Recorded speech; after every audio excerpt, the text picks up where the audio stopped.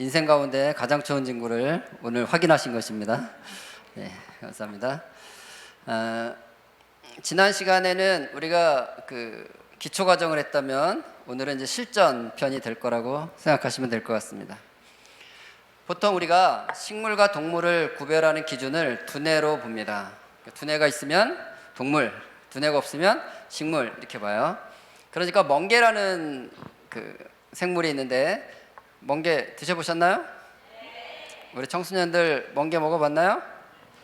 네, 저는 멍게를 되게 좋아해요. 멍게 향이 너무 좋아서 제가 최애하는 식품인데, 멍게는 우리가 먹을 때는 식물이에요.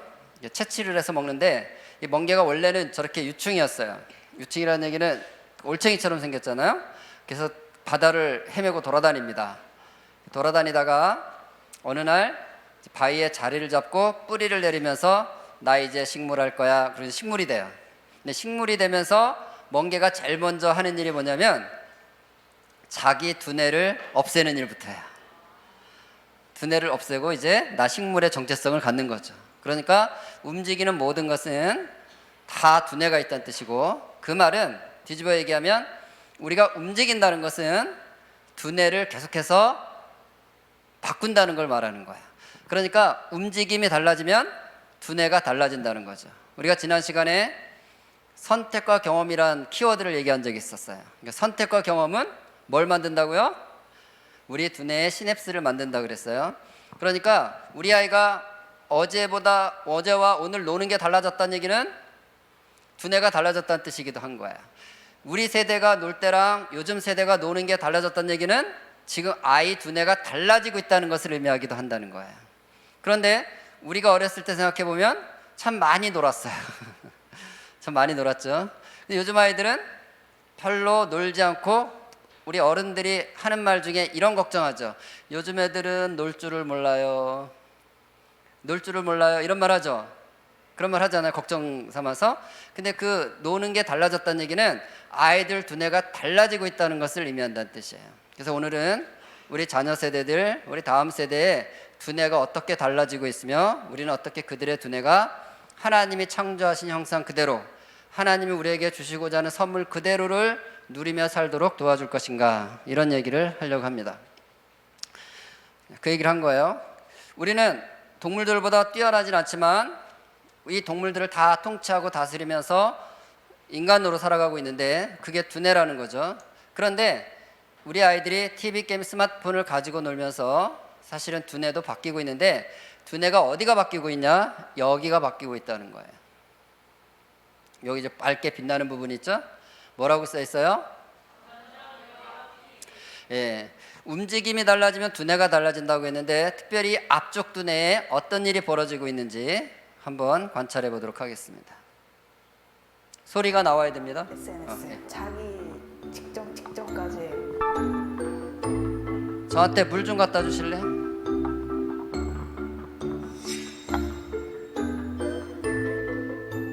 만수세가 45.1%. 대박.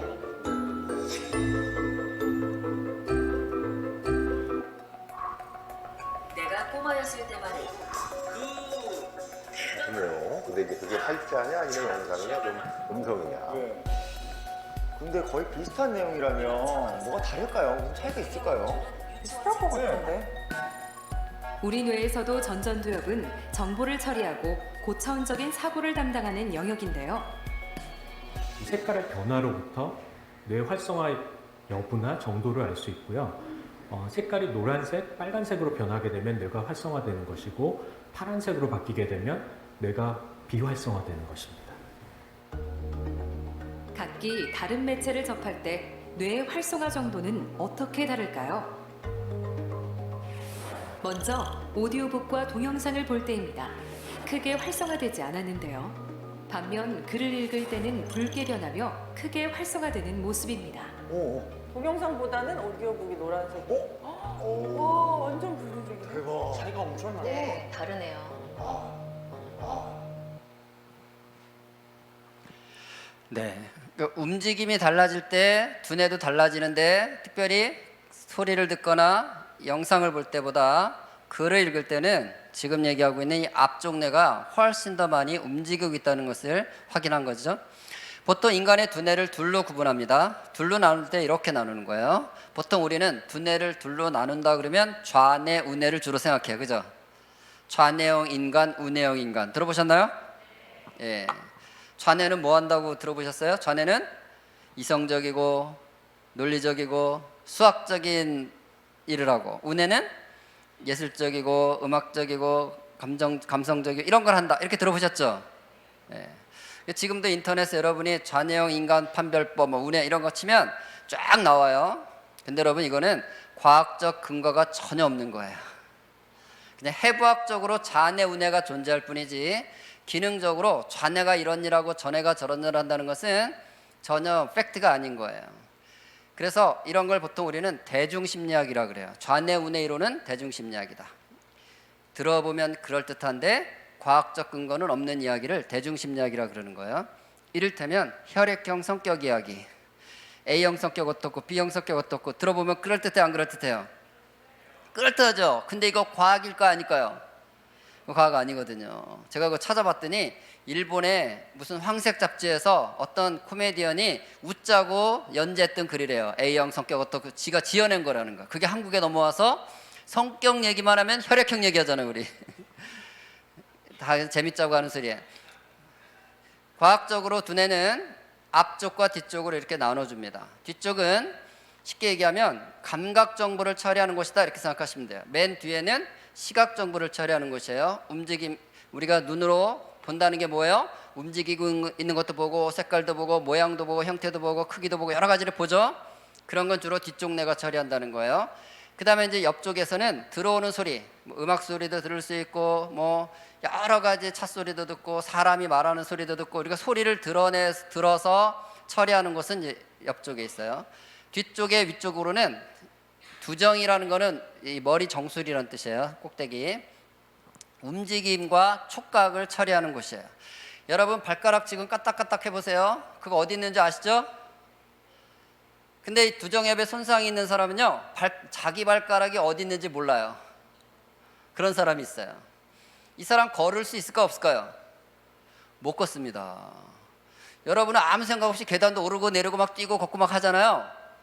그게 두정엽에서 끊임없이 내 발가락 끝이 어디에 존재한다는 정보를 여기서 분석해 주기 때문에 가능한 거예요. 그래서 여기가 그 사고로 손상된 어떤 사람은 걷지를 못하는 거예요. 휠체어를 타고. 왜냐하면 자기 발이 어딘지 모르기 때문에. 여러분 혹시 계단 내려오다가 끝나는 줄 알았는데 한 칸 더 있어가지고 균형 잃은 적 있죠? 예, 그런 걸 말하는 거야. 그러니까 뒤쪽 뇌도 되게 중요한 일을 하겠죠. 동물들은 뒤쪽 뇌가 잘 발달이 돼 있습니다. 사람보다 어떤 면에서는 더 발달돼 있죠. 독수리들은 사람보다 훨씬 멀리 보잖아요. 듣는 거 강아지들이 훨씬 더 잘 듣잖아요. 움직임도 우리보다 훨씬 더 정교하게 잘 움직이죠. 그러니까 어떤 면에서는 뒤쪽 뇌는 사람과 동물이 다 공유하는 뇌 영역이다 이렇게 보시면 될 것이고, 그런데 이렇게 잘랐을 때 앞쪽, 이 앞쪽은 동물들에게서는 발달되지 않는 영역이에요. 그러니까 이 앞쪽 뇌는 사람에게만 발달이 일어나는 영역이라는 거예요. 뭐 하는 것이냐? 들어오는 정보를 종합해서 분석하고 정리하고 계획을 수립해서 집행을 명령하는 일종의 컨트롤 타워라고 해요. 이 영역의 두뇌는 사람에게만 발달돼요. 그리고 이런 영역을 우리는 고차원적 사고다 이렇게 얘기를 하는 거예요. 예를 들어볼까요? 여기 여러분이 이제 예배 드리려고 딱 문을 열고 들어오는데 이 앞에 테이블에 아주 맛있는 과일들이 쫙 예쁘게 이렇게 상차림이 돼 있다고 해보세요. 그러면 강아지는 들어와서 저기 뭐가 있구나라는 거는 확인하겠죠. 눈이 있으니까 시각 정보를 처리를 해. 그런데 거기에 별로 의미를 부여하진 않아요, 강아지들은. 근데 사람은 여기에 의미를 부여한단 말이야. 저거 언제부터 저기 있었지? 저거 왜 저기 있지? 누구 먹으라고 갖다 놓은 거지? 이런 의미를 부여하는 것은 사람만 하는 거야. 근데 그 영역이 바로 앞쪽 뇌다 이 얘기를 하는 거야. 그런데 우리가 금방 확인한 것처럼 TV나 게임이나 스마트폰이나 영상을 통해서 시각과 청각을 처리할 때는 앞쪽 뇌가 별로 하는 일이 없더라는 거예요. 근데 글을 읽을 때는 앞쪽 뇌가 많이 움직이고 있다라는 걸 본 거죠. 그럼 왜 게임을 하거나 영상을 볼 때는 이 앞쪽 뇌는 이런 일들을 안 할까? 하는 것을 한 번 더 살펴볼게요. 뇌를 한번 찍어봤어요. 왜 이런 일이 글을 읽을 때만 나타나는지 뇌를 한번 촬영해봤습니다. 128개의 전극이 연결된 이 장치를 통해 뇌의 각 부분이 어떻게 활동하는지 지켜볼 수 있습니다. 먼저 게임을 할 때 평소 좋아하던 게임의 아이는 곧바로 집중합니다. 비교해 볼 것은 책을 읽을 때의 뇌 활동입니다. 책을 읽고 게임을 할 때 아이들의 뇌는 어떻게 움직일까요? 책을 읽을 때 빨간색과 노란색을 띠면 뇌가 활발하게 움직입니다. 상상력과 감정이 필요한 만큼 전두엽도 활발합니다. 반면 게임에 열중하던 순간 아이의 뇌는 세계 변화가 거의 없습니다. 전두엽도 활동하지 않습니다. 니온대학 노리 교수는 게임 시간을 엄격히 제한하라고 권합니다. 例えば指の動きを速くしようとすると思考っていうのは入らないんですね。考えるってことはできないです。ですからある意味では反射的に指が動くと、目と指で、脳がそういう形で働くと。 전두엽은 뇌의 앞부분인 이마 쪽에 있다 하여 일명 앞쪽뇌라 불리는 곳입니다. 뒤쪽 뇌에서 받아들인 다양한 감정과 자극을 종합해 상황을 판단하고 조절하는 것이 앞쪽 뇌입니다.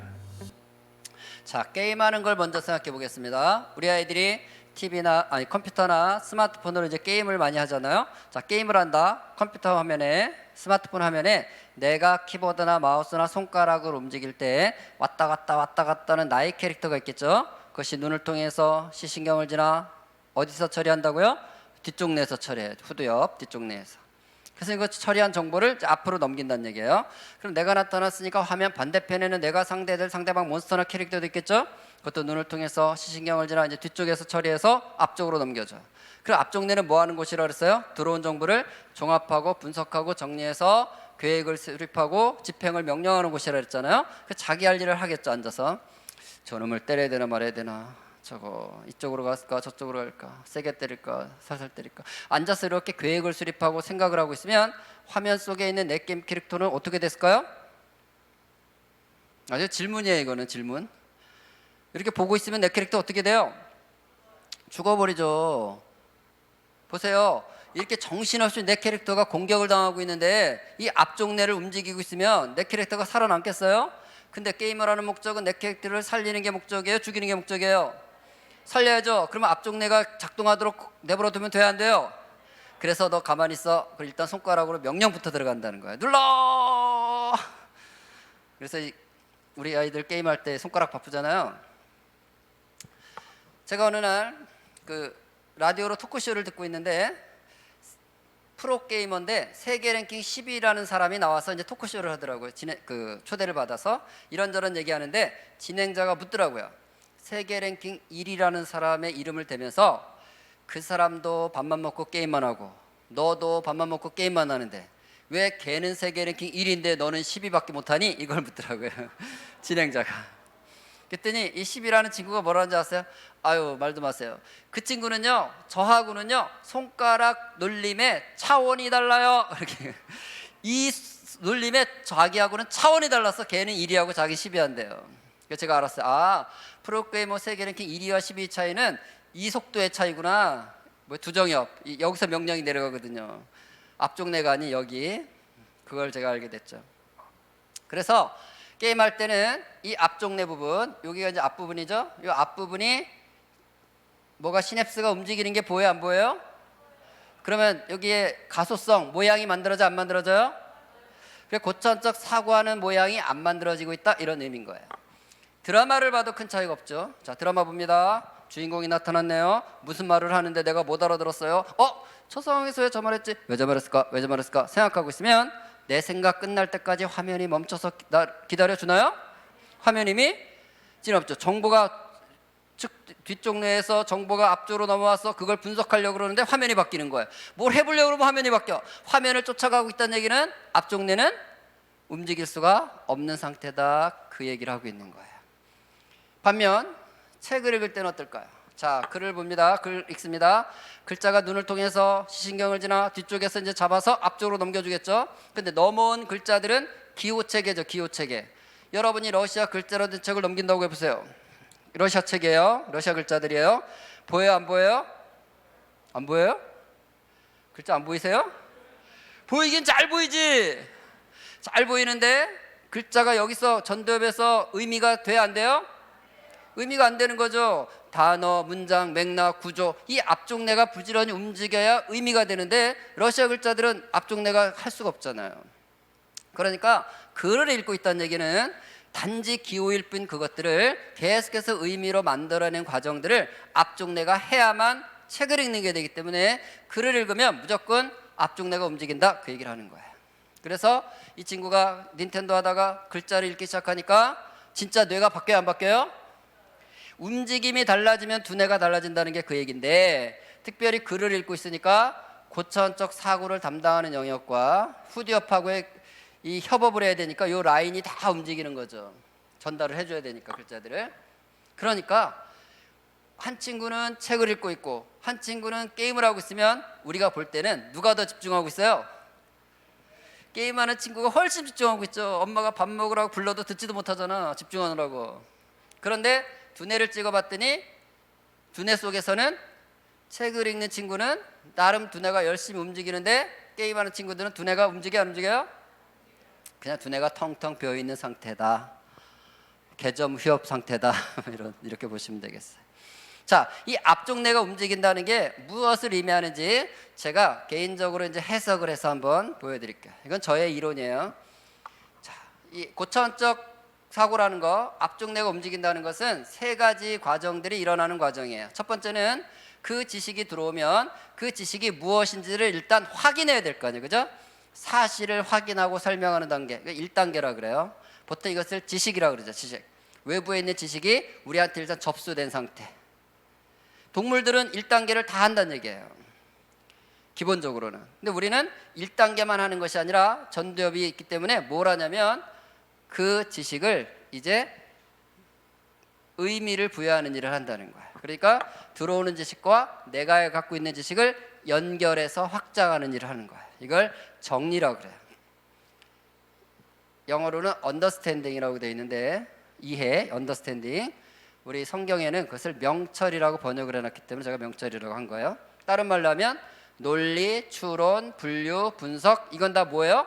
들어오는 지식과 갖고 있는 지식을 연결하고 확장하는 과정이라고 볼 수 있어요. 그래야 의미가 만들어지기 때문에.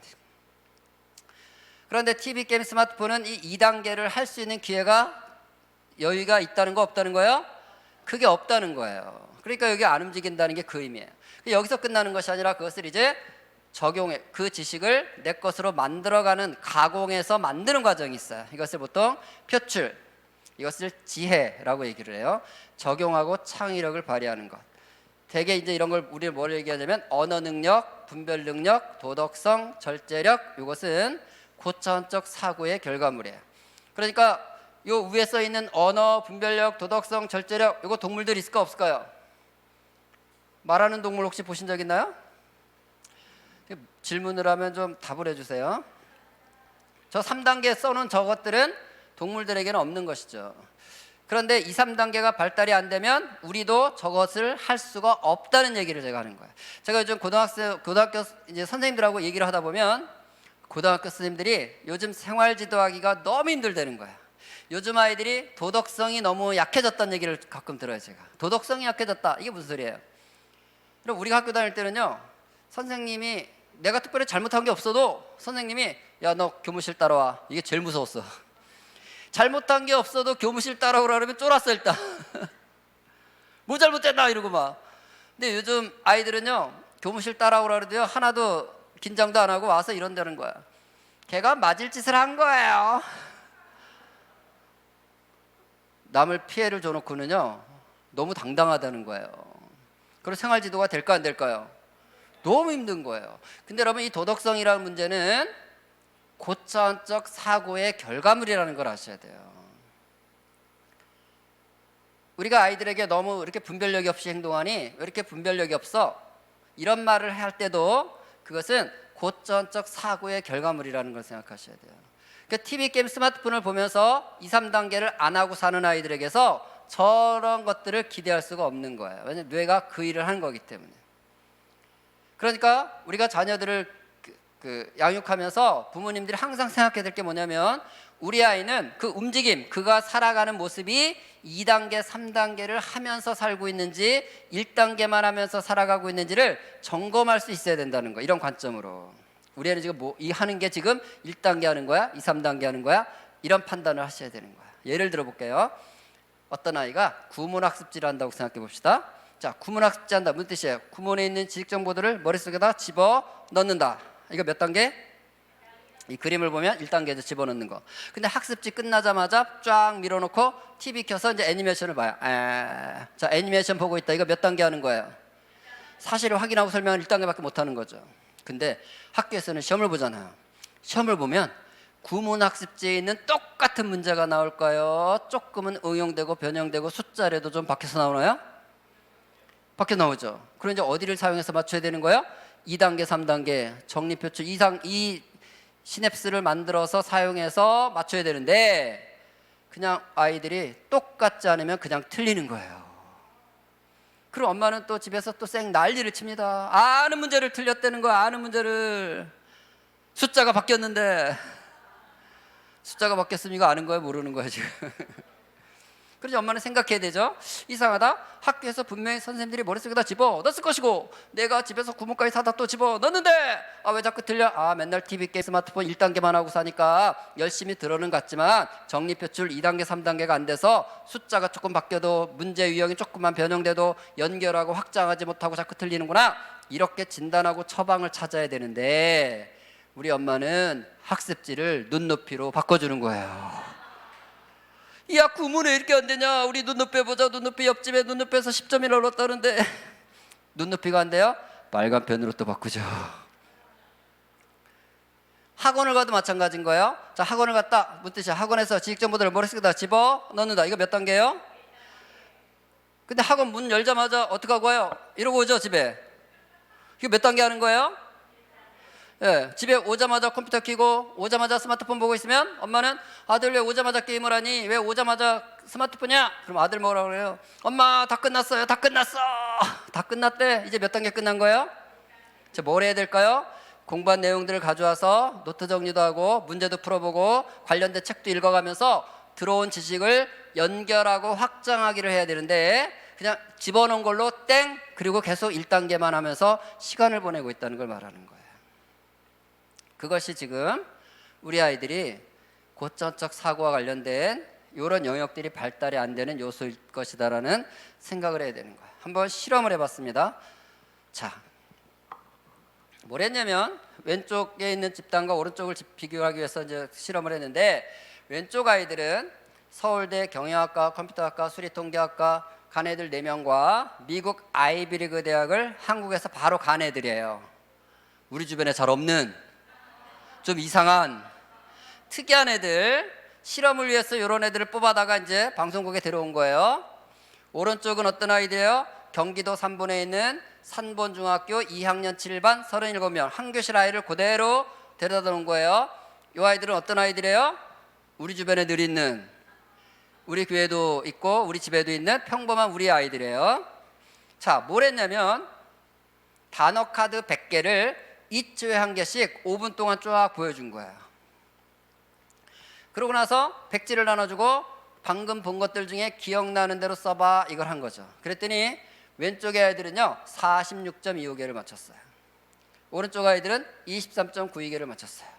차이 났어 안 났어요? 얼만큼 났어요? 2배 가까이 났어요.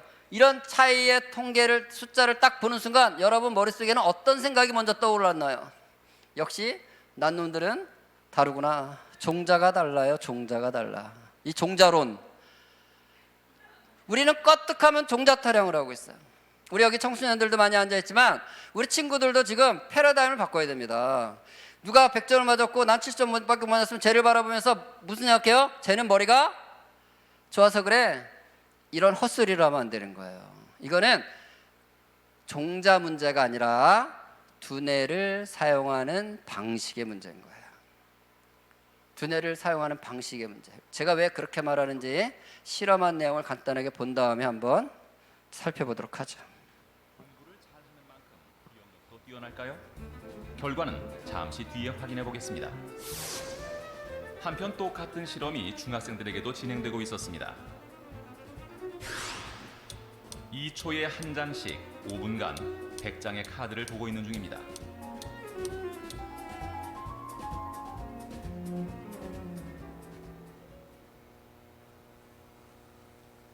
순서 없이 섞여 있는 100장의 카드를 본 후 그 자리에서 바로 기억해 보기로 했습니다. 평소 학교에서 하던 공부와는 상관없어 보이는 문제인데요. 학생들은 얼마나 기억해낼 수 있을까요? 37명의 학생들이 기억해낸 것을 평균으로 알아보았습니다.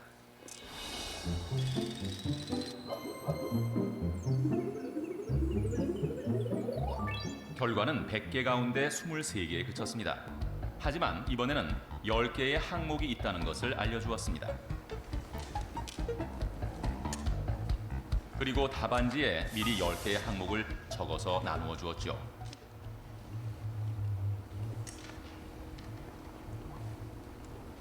결과는 과연 어땠을까요?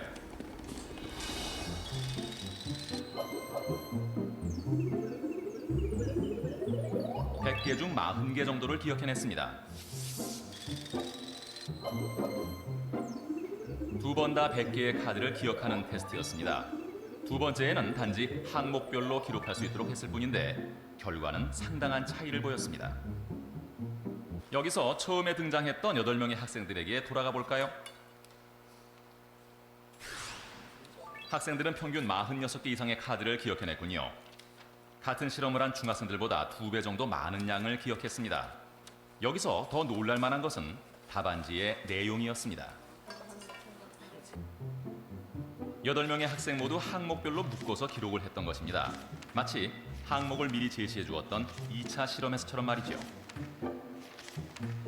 아예 제목을 붙여가면서 기록한 학생도 있었네요. 자, 오른쪽 아이들 2차 실험을 했더니 40.62개를 맞춘 거예요. 늘었어요, 안 늘었어요? 얼마큼 늘었어요? 거의 2배 가까이 늘었죠. 저기 이상한 애들하고도 큰 차이 났어, 안 났어요? 이제는 거의 비슷한 수준으로 왔죠. 그러면 갑자기 종자가 개량된 거예요? 여러분, 종자 개량이 그렇게 쉽게 일어납니까? 그러니까 종자 문제가 아닌 건 분명해졌죠. 종자는 아니에요. 두뇌를 사용하는 방식의 문제라는 게 무슨 뜻이냐면, 우리 이 친구들에게 두 번째 실험을 할 때는 선생님이 2가지 장치를 준 거예요. 얘들아, 새로운 단어 카드 100개를 또 보여줄 건데 이 단어 카드가 10개씩 종류가 있었어. 사과, 베일, 귤, 감, 이런 건 뭐예요? 과일도 있고, 자동차, 비행기, 요트, 이런 건 뭐예요? 탈 것들도 있고, 튤립, 백합, 장미, 이런 건 뭐예요? 그것도 있고, 10개씩 종류가 있어. 미리 알려준 거예요. 그럼 이제 친구들이 뭘 할 수 있게 된 거예요? 분류를 할 수 있게 된 거예요. 자, 분류가 몇 단계라고요? 정보가 들어오면 그 정보가 내가 갖고 있는 정보에서 어떻게 해당되는지에 대한 의미를 부여하는 과정인 분류 작업을 하도록 미리 장치를 줬다는 뜻이에요.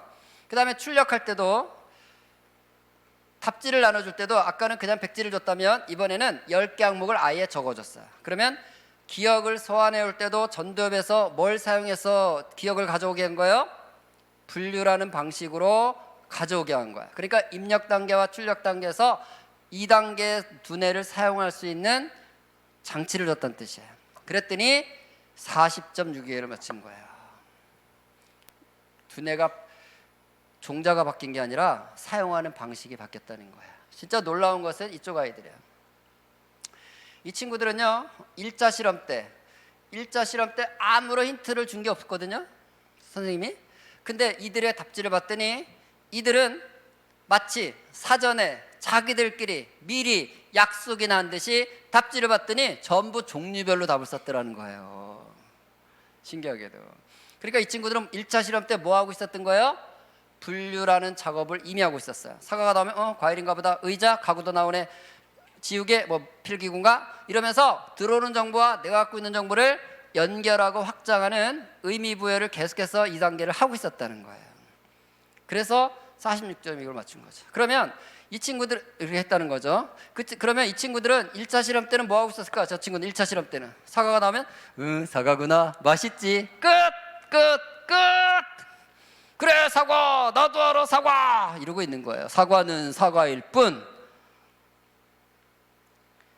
그러니까 여러분, 아이들이 1단계만 한다는 게 그 말이에요. 선생님이 열심히 설명을 하고 목사님이 열심히 설교를 해도 들으면서 그런가 보다 끝. 강아지가 여기 있는 차려져 있는 과일 테이블을 보고 의미부여를 안 하는 거랑 똑같은 두뇌 상태. 왜? TV, 게임, 스마트폰으로 하려면 그렇게 해야만 재미가 있거든요.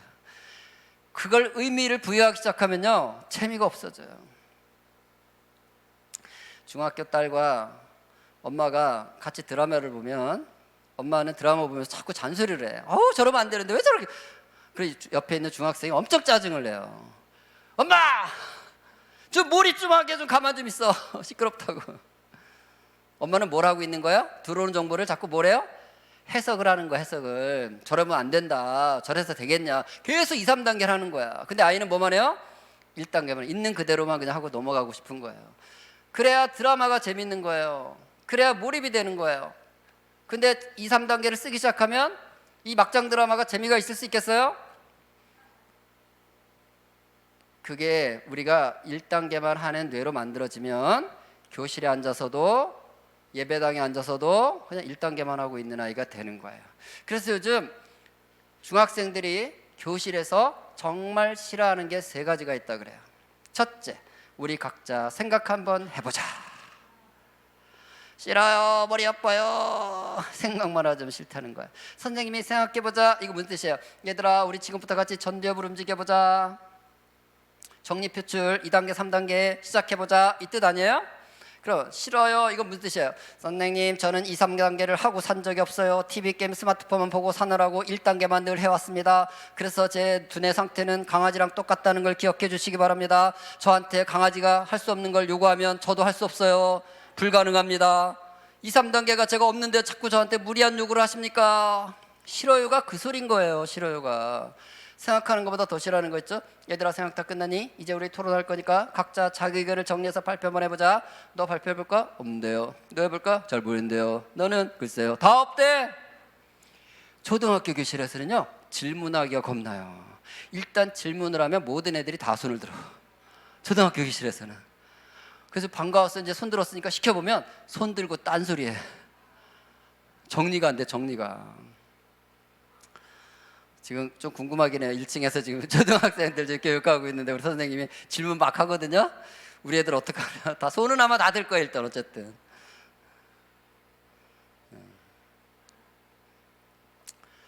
말하는 것보다 더 싫어하는 거 있어요. 생각하는 것보다 말하는 것보다 더 싫어하는 거 3번째. 뭘까요? 네, 써보자. 자, 이제 우리 공부한 내용을 공책에다 각자 정리해서 한 페이지씩만 써봐. 그러면요, 특히 남학생들 큰 글씨로 2줄을 써요. 큰 글씨로 2줄. 야, 2줄이 뭐야? 더 써라. 다 쓴 건데요. 더 없니? 더 없는데요. 어디가 안 움직이는 얘기예요? 2, 3단계 이 시냅스가 없기 때문에, 모양이 없기 때문에 2줄 이상은 나올 게 없다, 이런 얘기인 거예요, 여러분. 그러니까 2, 3단계가 되지 않는 상태에서 계속해서 머물러 있기 때문에 바로 아까 얘기한 고천적 사고와 관련된 언어 능력이라든가 분별 능력이라든가 조절 능력, 통제력, 도덕성, 이런 부분들에 지금 다 아이들이 문제를 가지고 있게 되는 현상이 나타나는 거예요. 책을 읽는 것과 함께 또 하나 중요한 것이 2, 3단계를 사용하는 데 있어서 글을 쓰는 것입니다. 한번 더 실험한 거 하나 더 보여드리고 설명해 보죠. 자, 고등학교에서 이런 일을 했는데, 자, 한 집단은 인터넷 컴퓨터실에 가서 인터넷으로 검색해서 프린트로 과제물을 내라 그랬어요. 한쪽은 직접 도서관에 가서 책을 찾아서 읽고 손글씨로 과제를 써서 내라 그랬어요. 자, 2그룹으로 나눈 거죠. 우리 아이들에게 한쪽을 선택할 기회를 주면 다 어디로 가고 싶어 할까요? 다 인터넷으로 달려가고 싶어 하겠죠. 이것이 두뇌를 사용하는 방식과 관련해서 어떤 결과를 만들어내는지를 한번 실험해 봤습니다. 보시죠. 우리는 학생들과 함께 숙제에 대한 특별한 실험을 해보기로 했습니다. 인터넷으로 과제를 할 그룹과 관련 책으로 과제를 할 그룹으로 나누어 진행해 보기로 했습니다. 인터넷을 이용해 과제를 하는 학생들. 막힘없이 빠른 손놀림으로 과제를 하고 있는데요. 마음에 드는 내용 하나 집어가지고 그냥 복사하면 돼요. 마우스로 드래그하고. 나머지 한 그룹은 도서실에서 관련 책을 찾아가며 과제를 하고 있습니다. 평소 인터넷이 더 익숙한 학생들. 이런 과정이 어떻게 느껴질까요? 인터넷은 뭔가 빨랐는데 책으로 하니까 일일이 찾아봐야 되니까 좀 힘들기도 한데 막 새로운 지식 같은 걸 알 수 있어서 좀 좋았어요. 다른 방법으로 과제를 한 두 그룹. 어떤 차이점이 있을까요? 먼저 관련 책을 찾아보며 과제를 한 그룹. 행궁은 임금이 서울 밖으로 나갔을 때 거처하는 곳을 행궁을. 경복궁, 창경궁, 창덕궁, 적수궁, 경희궁. 이 궁은 이제 그게 화재로 인해서 화재나 그런 걸로 인해서 쓸 수 없을 때 될 때 쓰는 궁을. 아주 정확하게 잘 찾았구나. 인터넷으로 과제를 한 그룹은 어떨까요? 정무를 봤던 그러한 장소.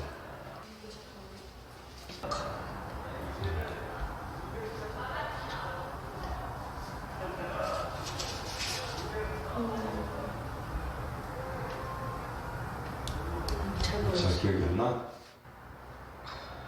이게 자료로 찾은 것 중에서 비교적 정리되어 있는 것인데 잘 모르겠어. 기억이 안 나요. 기억이 안 나?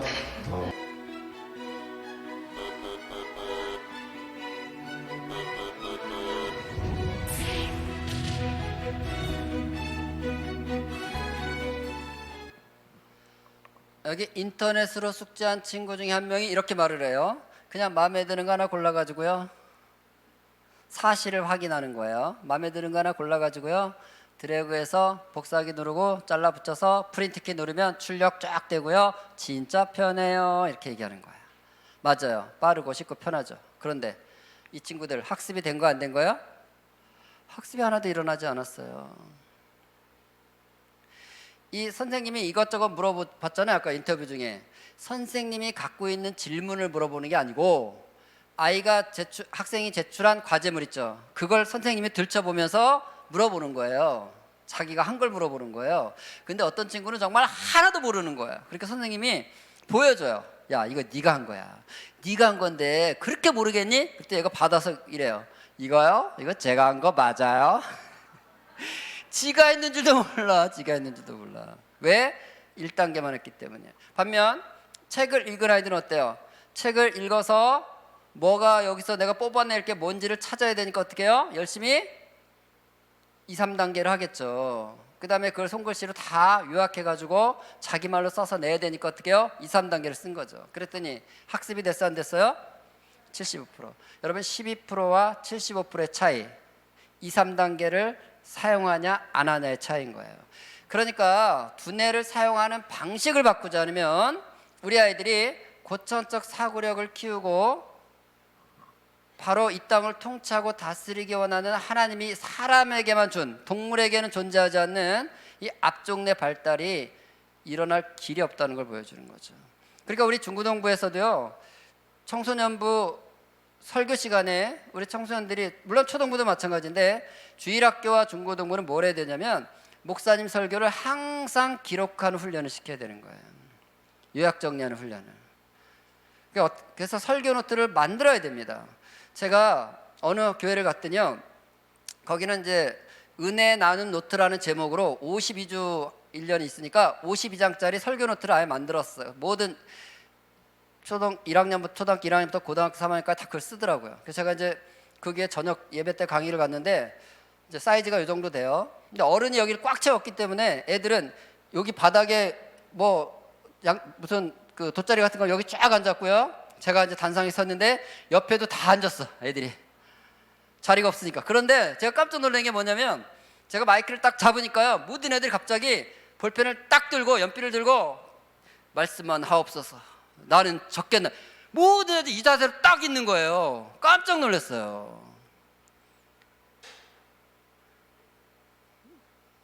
그걸 하더라고요. 그게 바로 두뇌를 사용하는 방식인 거예요. 세 가지를 쓰는 거예요. 첫째는 본문 말씀, 오늘 목사님이 설교할 본문 말씀을 옮겨 적는 거예요. 자, 오늘 본문이 빌립보서 4장 8절이다. 빌립보 4장 8절 쓰는 거예요. 그게 뭔지. 무엇인지 참되며 무엇인지 옳으며 무엇인지 경건하며 무엇인지 참되며 무엇인지 정결하며 무엇인지 옳으며 무엇인지 사랑할 만하며 무엇이든지 칭찬할 만하며 무슨 덕이 있든지 무슨 기름이 있든지 이것들을 생각하라. 적어 일단. 이게 1단계예요. 사실을 확인한 거죠. 그러면 이 말씀이 무슨 내용인지 목사님이 설명을 할 거 아니에요. 해설을 할 거 아니에요. 이게 뭐예요? 이제 이게 2단계를 하는 거지. 그럼 이제 뭐래요? 그것을 요약 정리를 하는 거예요. 무슨 말씀이에요? 요약 정리를 해. 그래서 3단계 적용하고 표출하는 거라 그랬죠? 그 내용 중에서 자기 안에 왔던 게 있으면 그걸 뭐래요? 기도문을 만드는 거예요. 하나님, 어떤 상황에서도 칭찬할 만하고 사랑할 만하고 다른 사람에게 덕을 세울 만한 말을 하라고 주님 말씀하시니 제가 제 입으로 욕을 하는 것을 끊어내겠습니다. 주님 도와주십시오. 이렇게 기도문 쓰는 거예요.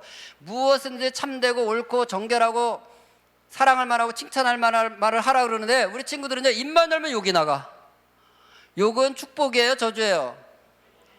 근데 교회 안에서, 여기는 좀 다른지 모르겠어. 우리 청소년들은 일체 욕을 안 하는 아주 청정지역인지 모르겠는데 요즘 청소년들은요, 욕이 안 나오면은 연결이 안 돼, 단어가. 근데 교회 안에서도 그렇게 마음 놓게 욕하는 친구들이 있더라고요. 여러분, 이런 것을 자기 기도문에 쓰는 거, 이게 적용이지. 3단계, 1, 2, 3단계를 설교 때마다 쓰는 것을 한번 이 교회도 하고 있는지도 모르지. 우리 아이 중학교 때 맨날 이제 설교 노트를 썼어요. 제가 이제 저녁 식사할 때마다 물어보거든요. 오늘 설교 어땠어? 오늘 청소년부 설교 어땠니? 제가 항상 물어보거든요. 그러면 아빠 잠깐만. 그리고 애가요, 설교 노트를 가져와요. 그래서 저한테 브리핑을 하는 거예요. 오늘 본문은 뭐였고 주로 이런 내용이었고 이런 걸 저한테 설명을 해줘요. 그래서 제가 물어봤어요. 너는 왜 설교 노트를 그렇게 쓰니? 물어봤더니 우리 목사님의 주옥 같은 말씀을 내가 놓치면 안 되기 때문에 내가 열심히 적고 있어. 뭐 이렇게 얘기를 하는 거예요. 그래서 이제 그 다음 주에 교회 가가지고 우리 청소년부 목사님한테 제가 얘기를 해줬어요.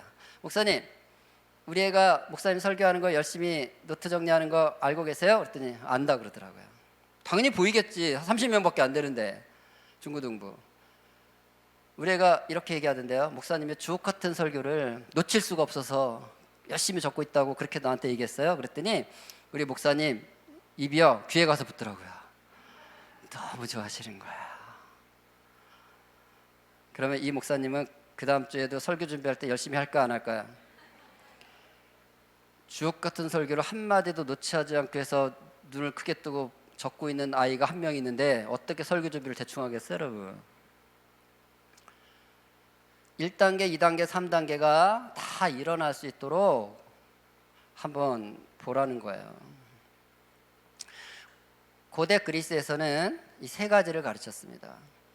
이걸 트리비움, 삼학이라고 하는데 문법, 논리, 수사를 가르치는 거예요.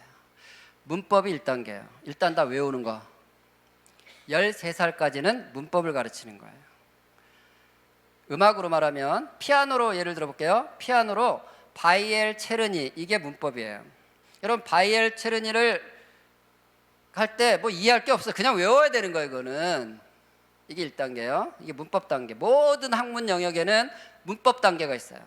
그래서 성경도 일단 1단계는 뭐예요? 암송해 두는 거예요.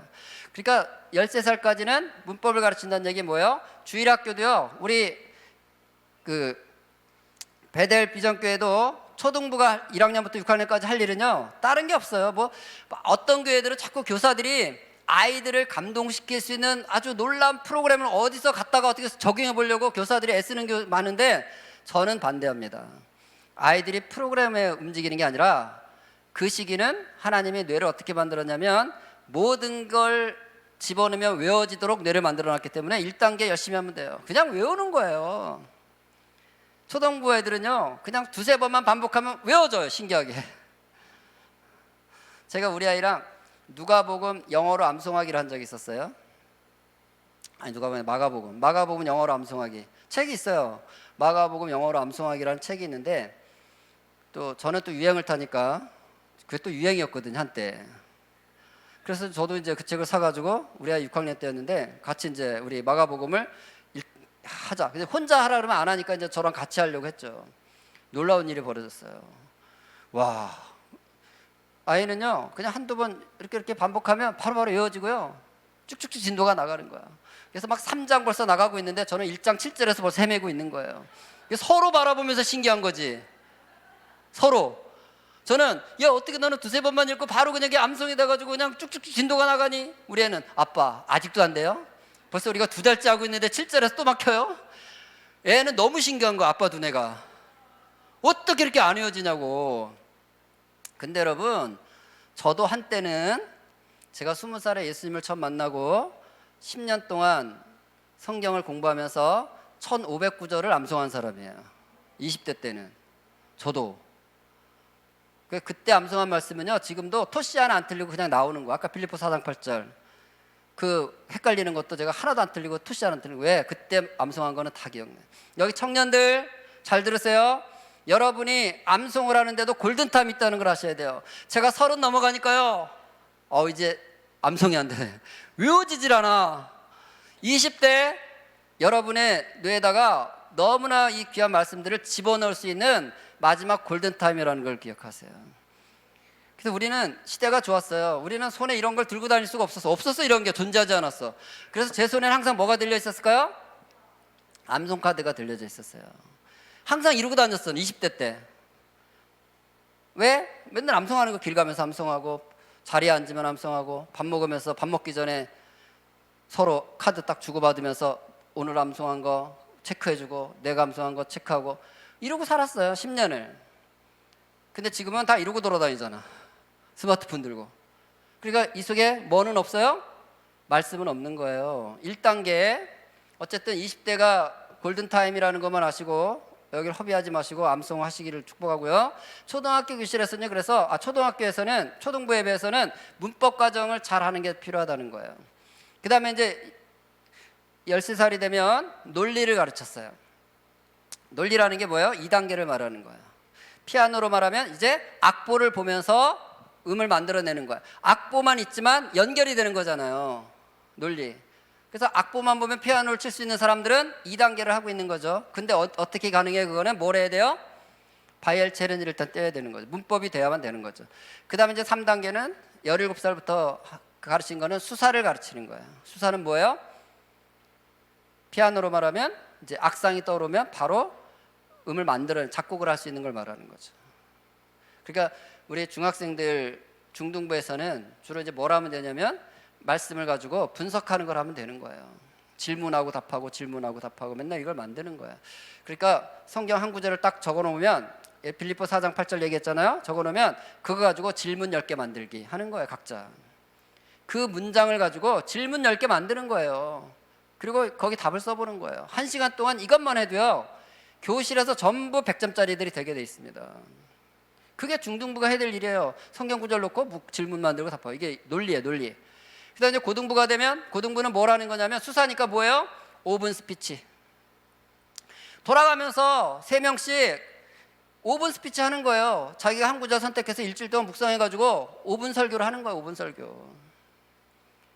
그럼 뭐예요? 3단계를 하고 있는 거거든요. 이런 방식으로 해야 된다는 거예요. 제가 우리 아이가 고등학교 2학년 때쯤 됐는데, 저는 이제 가끔씩 일부러 청소년부 예배를 드립니다. 아이랑 같이 예배를 하기 위해서 예배를 드리는데, 앉아서 이제 예배하고 있는데 열심히 적더라고요, 아이가 설교를. 이렇게 봤어요. 깜짝 놀랐어요. 목사님이 설명하는 거를 요약 정리를 하면서 동시에 그 옆에다가 이 구절에 대해서 목사님이 이렇게 해석을 했지만 자기가 생각하기에는 다른 의미가 있다고 생각하는지 새로운 설교 한 편, 그 구절에 대한 자기 설교 내용을 쓰고 있더라고요. 전혀 새로운 얘기를 쓰고 있더라고요. 거기다가 설교 한 편 만들고 있더라고요. 들으면서 유학자님은 자기 설교를 쓰고 있는 걸 제가 보고 깜짝 놀랐습니다. 그게 3단계예요. 2단계, 3단계가 되어야 하나님의 사랑의 넓이와 깊이와 크기와 높이를 깨달아. 그게 언더스탠딩입니다. 그걸 일단 깨달아서 그 안에서 하나님을 향한 나의 헌신과 갈망과 나를 들여지는 삶이 가능한 거지. 1단계만 되면요, 뭘 할 게 없는 것입니다, 사실은.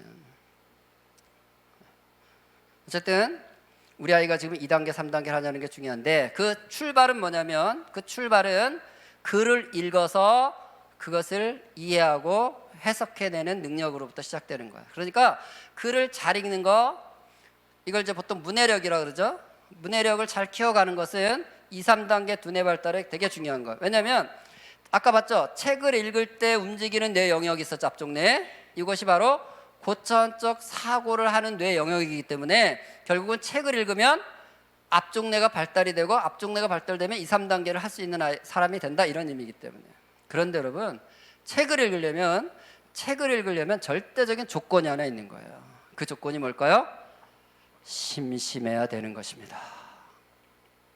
심심하지 않으면 책은 읽을 수가 없는 거예요. 책 읽는 뇌라는 책이 있어요. 책 읽는 뇌. 책 제목이에요. 책 읽는 뇌. 근데 이 책에서 엄청 두껍고 엄청 논문처럼 써놔가지고 여러분들에게 굳이 읽으라고 권하지는 않겠어요. 2페이지만 읽으면 별로 읽고 싶지 않아요. 그런데 이 책에서 말하고자 하는 건 딱 한 가지예요. 우리 뇌에는 책을 읽는 뉴런은 없다. 이게 이 책의 주제예요.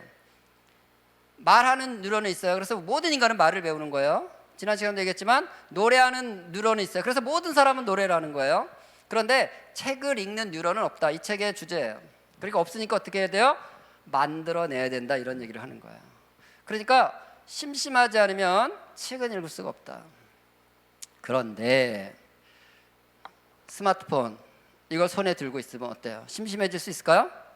우리 아이들이 이거 손에 들고 심심해, 진짜 심심하다, 책이나 봐야 되겠다, 이거 들고 가능할까요? 이걸 들고 있으면요, 글을 읽는 것을 할 수가 없다는 뜻인 거예요. 그럼 어떻게 돼요? 2, 3단계 두뇌는 더 이상 발달이 일어나지 않는다, 이 상태를 말하는 거예요. 그래서 저는 이렇게 생각하는 사람이에요. 여러분이 자녀들에게 스마트폰을 사준다는 얘기는 이런 뜻이라고 저는 생각해요. 제 얘기를 들어보세요. 어떤 엄마가 이제 스마트폰을 애 사주겠다고 사왔어요. 이제 아이를 앉혀놓고 얘기합니다. 아들 앉아봐. 엄마가 너 6학년 되면 스마트폰 사준다고 약속했지? 엄마는 약속을 지키는 사람이야. 잘 들어봐. 이거 사왔다. 그런데 엄마가 이걸 왜 주는지 알고는 써야 되지 않겠니? 네가 있잖아, 손에 스마트폰이 없으면 자꾸 심심해져, 그지? 근데 네가 심심해지면 막 책 읽고 싶어지거든? 근데 네가 막 책을 읽기 시작하면 이 앞쪽 내 2단계, 3단계 고차원적 사고 영역에 시냅스가 만들어져. 이걸 시냅스의 가소성이라고 한단다. 근데 2, 3단계 뇌가 만들어지면 너는 사람이 될 수 있어, 사람. 너 사람 되면 안 되잖니. 그래서 엄마가 고심 끝에 요거 하나 준비했어. 야, 이게 신통방통한 물건이야. 요걸 손에 들고 다니면 절대 심심하지 않아. 그래서 책 안 읽어도 돼. 너 사람 되면 안 되기 때문에 사주는 거야. 알고 났어? 하고 주는 거와 똑같다는 거야. 그런데 있잖아, 또 네가 배터리가 떨어지면 또 책을 볼 수 있기 때문에 엄마가 하나 더 선물로 준비했어. 뭘 더 준비했을까요? 보조 배터리. 제가 제일 무서운 애들이 길 가다 보면요, 보조 배터리 이렇게 붙여가지고 이러고 다니는 애들이 있어요. 이러고. 여러분, 그 초등학생이 보조 배터리가 붙여서 이거 볼 일이 뭐가 있다고 생각하십니까? 상식적으로 생각을 하셔야 돼요. 우리는 이게 모든 재밌고 편한 걸 주지만 어려운 걸 할 수 없게 만들어요. 우리 두뇌는 어려운 것과 쉬운 것 중에 하나를 선택하라면 우리 두뇌는 쉬운 걸 선택하도록 프로그램이 되어 있는 거예요, 뇌 자체가. 근데 여러분, 이거는 너무나 쉽기 때문에 이걸로 선택을 자꾸 바꾸니까 이걸 들고 다니면 여러분 자녀들이 아무리 책을 좋아해도 요거 들고 3년만 지나면 더 이상 책을 안 읽는 아이로 바뀐다는 걸 아셔야 돼요. 책을 안 읽기 시작하면 2, 3단계 뇌는 그냥 그 상태로 정체된 상태로 간다, 이렇게 이해하시면 되겠어요. 근데 또 부모님들은 또 저한테 또 얘기합니다. 아, 우리 애는 책만 봐요. 우리 애는 책을 너무 좋아해요. 뭐 또 이래요. 그 책의 실체예요. 보긴 보는데 이런 책을 보고 있다는 거예요. 여러분, 이 책은 2, 3단계 고차원적 사고를 만들어내는 일과는 아무 상관없는 책이에요. 책은 책인데 TV를 볼 때랑 게임을 할 때랑 영상을 볼 때와 저 책을 볼 때는 두뇌 상태가 똑같다는 걸 아시면 되겠어요. 왜 그런가? 보세요. 글을 읽었다고 해보세요. 글을 읽으면 우리가 글을 읽다 보면 모르는 단어가 있겠죠? 자, 모르는 단어가 있으면 우리 눈이 어딜 보게 돼요? 앞뒤 문맥을 보게 돼요. 앞뒤 문맥을 통해서 이 단어는 이런 뜻이구나 라는 걸 뭐래요? 추론을 하게 돼 있어요. 자, 추론이 몇 단계라고요? 그래서 글을 읽을 때는 문장 추론이라는 기본적인 2단계 고차원적 두뇌가 움직여서 시냅스를 만들 수밖에 없는 거예요. 그러니까 어휘는 추론을 통해서 얻어지는 것입니다. 그게 어휘예요. 사전을 찾는 게 어휘가 아니에요. 우리 아이가 고1 때 스터디 모임을 갔다 왔는데 이런 얘기를 하는 거야. 자기들이 영어 이제 독해를 같이 공부를 했는데 독해를 하는데 옆에 있는 친구가 고1 친구가 축산의 뜻을 물어봤다는 거야. 축산. 그 자기가 이게 가축축자고 산업산자라서 가축산업을 축산이라고 하는 거라고 설명을 해줬대요. 근데 우리 애가 그걸 저한테 굳이 말해준 이유는 축산이라는 단어를 자기도 처음 들어봤대요. 그날. 그렇지 않겠어요, 여러분? 도시에 서울에 사는 아이가 평소에 축산이라는 단어를 들을 기회가 있어 없어요? 더군다나 우리 애는 학교도 안 다녔으니까 들을 기회가 없죠. 그리고 축산이라는 단어가 들어가 있는 책도 볼 기회가 없었죠. 처음 들어보는다는데 자기가 설명해줘서 자기 너무 신기했다는 거예요. 설명하면서. 그런데 그 문장에서, 그 지문에서 이 축산이라는 단어가 그냥 떨어진 단어가 아니라 앞뒤 비슷한 관련된 내용이 있을까 없을까? 앞뒤에 당연히 있죠. 그러니까 문맥상 이 단어는 그 뜻밖에 없는 거예요. 그러니까 설명하는 게 어렵지가 않은 거예요, 여러분. 근데 지금 중고등학교 교실에서요, 특히 사회 선생님들이 많이 힘들다고 얘기 많이 하는데, 국어 선생님, 사회 선생님 설명을 하는데 애들이 대부분 그 어휘를, 단어를 모른다는 거야. 지금 너무 힘들다 이렇게. 근데 그 여러분, 단어를 모르는 게 아니라 문맥을 통한 문장 추론의 시냅스가 없어서 모른다고 말하는 거. 그러니까 많은 부모들이 저한테도 얘기합니다. 우리 애가 책을 읽다 보면 자꾸 단어 뜻을 물어봐요. 그래요. 여러분, 단어 뜻을 물어보는 것은 추론을 안 한다는 뜻이에요. 그거 대답해 주는 게 핵심이 아닌 거예요. 어떻게 해야 돼요? 그 단어가 궁금해? 그럼 그 단어 들어있는 문장을 엄마한테 큰 소리로 한 번 더 읽어줄래? 하고 다시 읽게 만들어야 되는 거예요. 그거 읽어주잖아요. 그럼 그게 그 문장 속에 있는 단어구나. 네 생각에는 어떤 뜻이면 좀 비슷할 것 같아? 맞을 것 같아? 라고 되물으면 돼요. 그럼 아이가 그때서야 이제 뭐래요? 추론을 해요. 그때서야. 그리고 자기 생각에는 이러이런 뜻인가? 말을 해. 그럼 거의 다 맞아. 왜? 그 단어는 그 문장에서 그 뜻밖에 없기 때문에요. 이런 과정을 가져야 되는데 아이들은 그걸 안 해. 왜 안 하냐? 바로 학습 만화를 보기 때문에 그게 안 되는 거예요. 여러분, 학습 만화 볼 때는 읽다 보면 모르는 단어가 있겠죠? 모르는 단어가 있으면 그 앞뒤 문맥을 볼까요? 그림을 볼까요? 그림으로 확인하는 거야. 이 단어는 그림과 매치를 하는 거예요. 2, 3단계로 문장 추론으로 매칭을 하는 게 아니라 글자와 그림을 매칭해 버려요. 그래서 확인은 해. 사실을 확인은 1단계 해. 그런데 또 어떤 문장 속에 이 단어가 들어있을 때는 전혀 연결을 못 시키는 거예요. 왜? 이 훈련이 안 돼 있어서. 그러니까 학습 만화 보는 아이들의 전형적 특징이 뭐냐면 어휘가 짧다는 거예요. 똑같이 많이 보는데 아는 척은 엄청 해요. 정보는 엄청 많이 쏟아내. 학습 만화 보고도. 그런데 단어의 뜻은 모른다는 걸 아셔야 돼요. 그래서 만화는 여러분이 오해하시면 안 되는데 만화책이 나쁘다, 만화학습서가 나쁘다 이런 얘기를 하는 게 아니라는 걸 아셔야 돼요. 얘네들의 기능은 1단계다 이 얘기를 하는 거예요. 지금 두뇌는 많이 움직여요. 만화를 봐도 두뇌 움직여요. 근데 어디는 안 움직인다? 앞쪽 뇌는 안 움직인다는 얘기를 하는 거예요. 왜? 그림을 중심으로는 확인하기 때문에 TV가 나쁘다, 스마트폰이 나쁘다, 게임이 나쁘다가 아니에요. 그런 이유들의 뇌에서의 작용은 2, 3단계를 안 한다는 걸 제가 말씀드리는 거예요. 학습만화 똑같습니다. 책을 읽으면 어쩔 수 없이 문장 추론을 해야 되기 때문에 고차원적 사고에는 앞쪽 뇌가 움직여서 시냅스를 만들지만 만화는 사실을 확인하면 끝나지 더 이상 뭘 할 게 있어. 그러니까 그래서 여러분들 집에 있는 학습 만화를 보면 아이가 한 번 보고 말아요? 계속 봐요? 계속 보고 있잖아요. 왜? 1단계만 하기 때문에 계속 보고 있는 거예요. 그러니까 뇌를 안 움직이니까 그거 보고 있는 것입니다. 그러니까 어떻게 해야 되냐? 오늘 집에 가시면 여러분 집에 존재하는 학습 만화라고 생긴 학습 만화는 싹 없애시라는 거예요. 한 권도 남겨놓지 말고.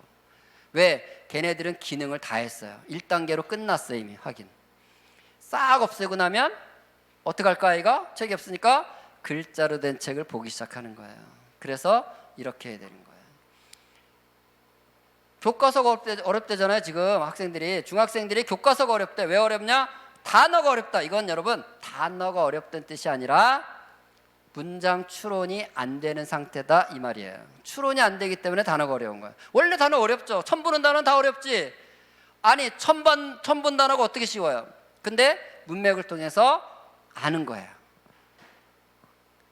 문장 표현이 이해 안 된다, 한자가 많다, 지문 수준이 높다, 문장이 길다. 이건 전부 다 문장 추론과 관련된 얘기예요. 근데 엄마들은 또 저한테 이렇게 얘기도 하시더라고요. 오늘은 꼭 5시에 끝나지는 않을지도 모르겠어요.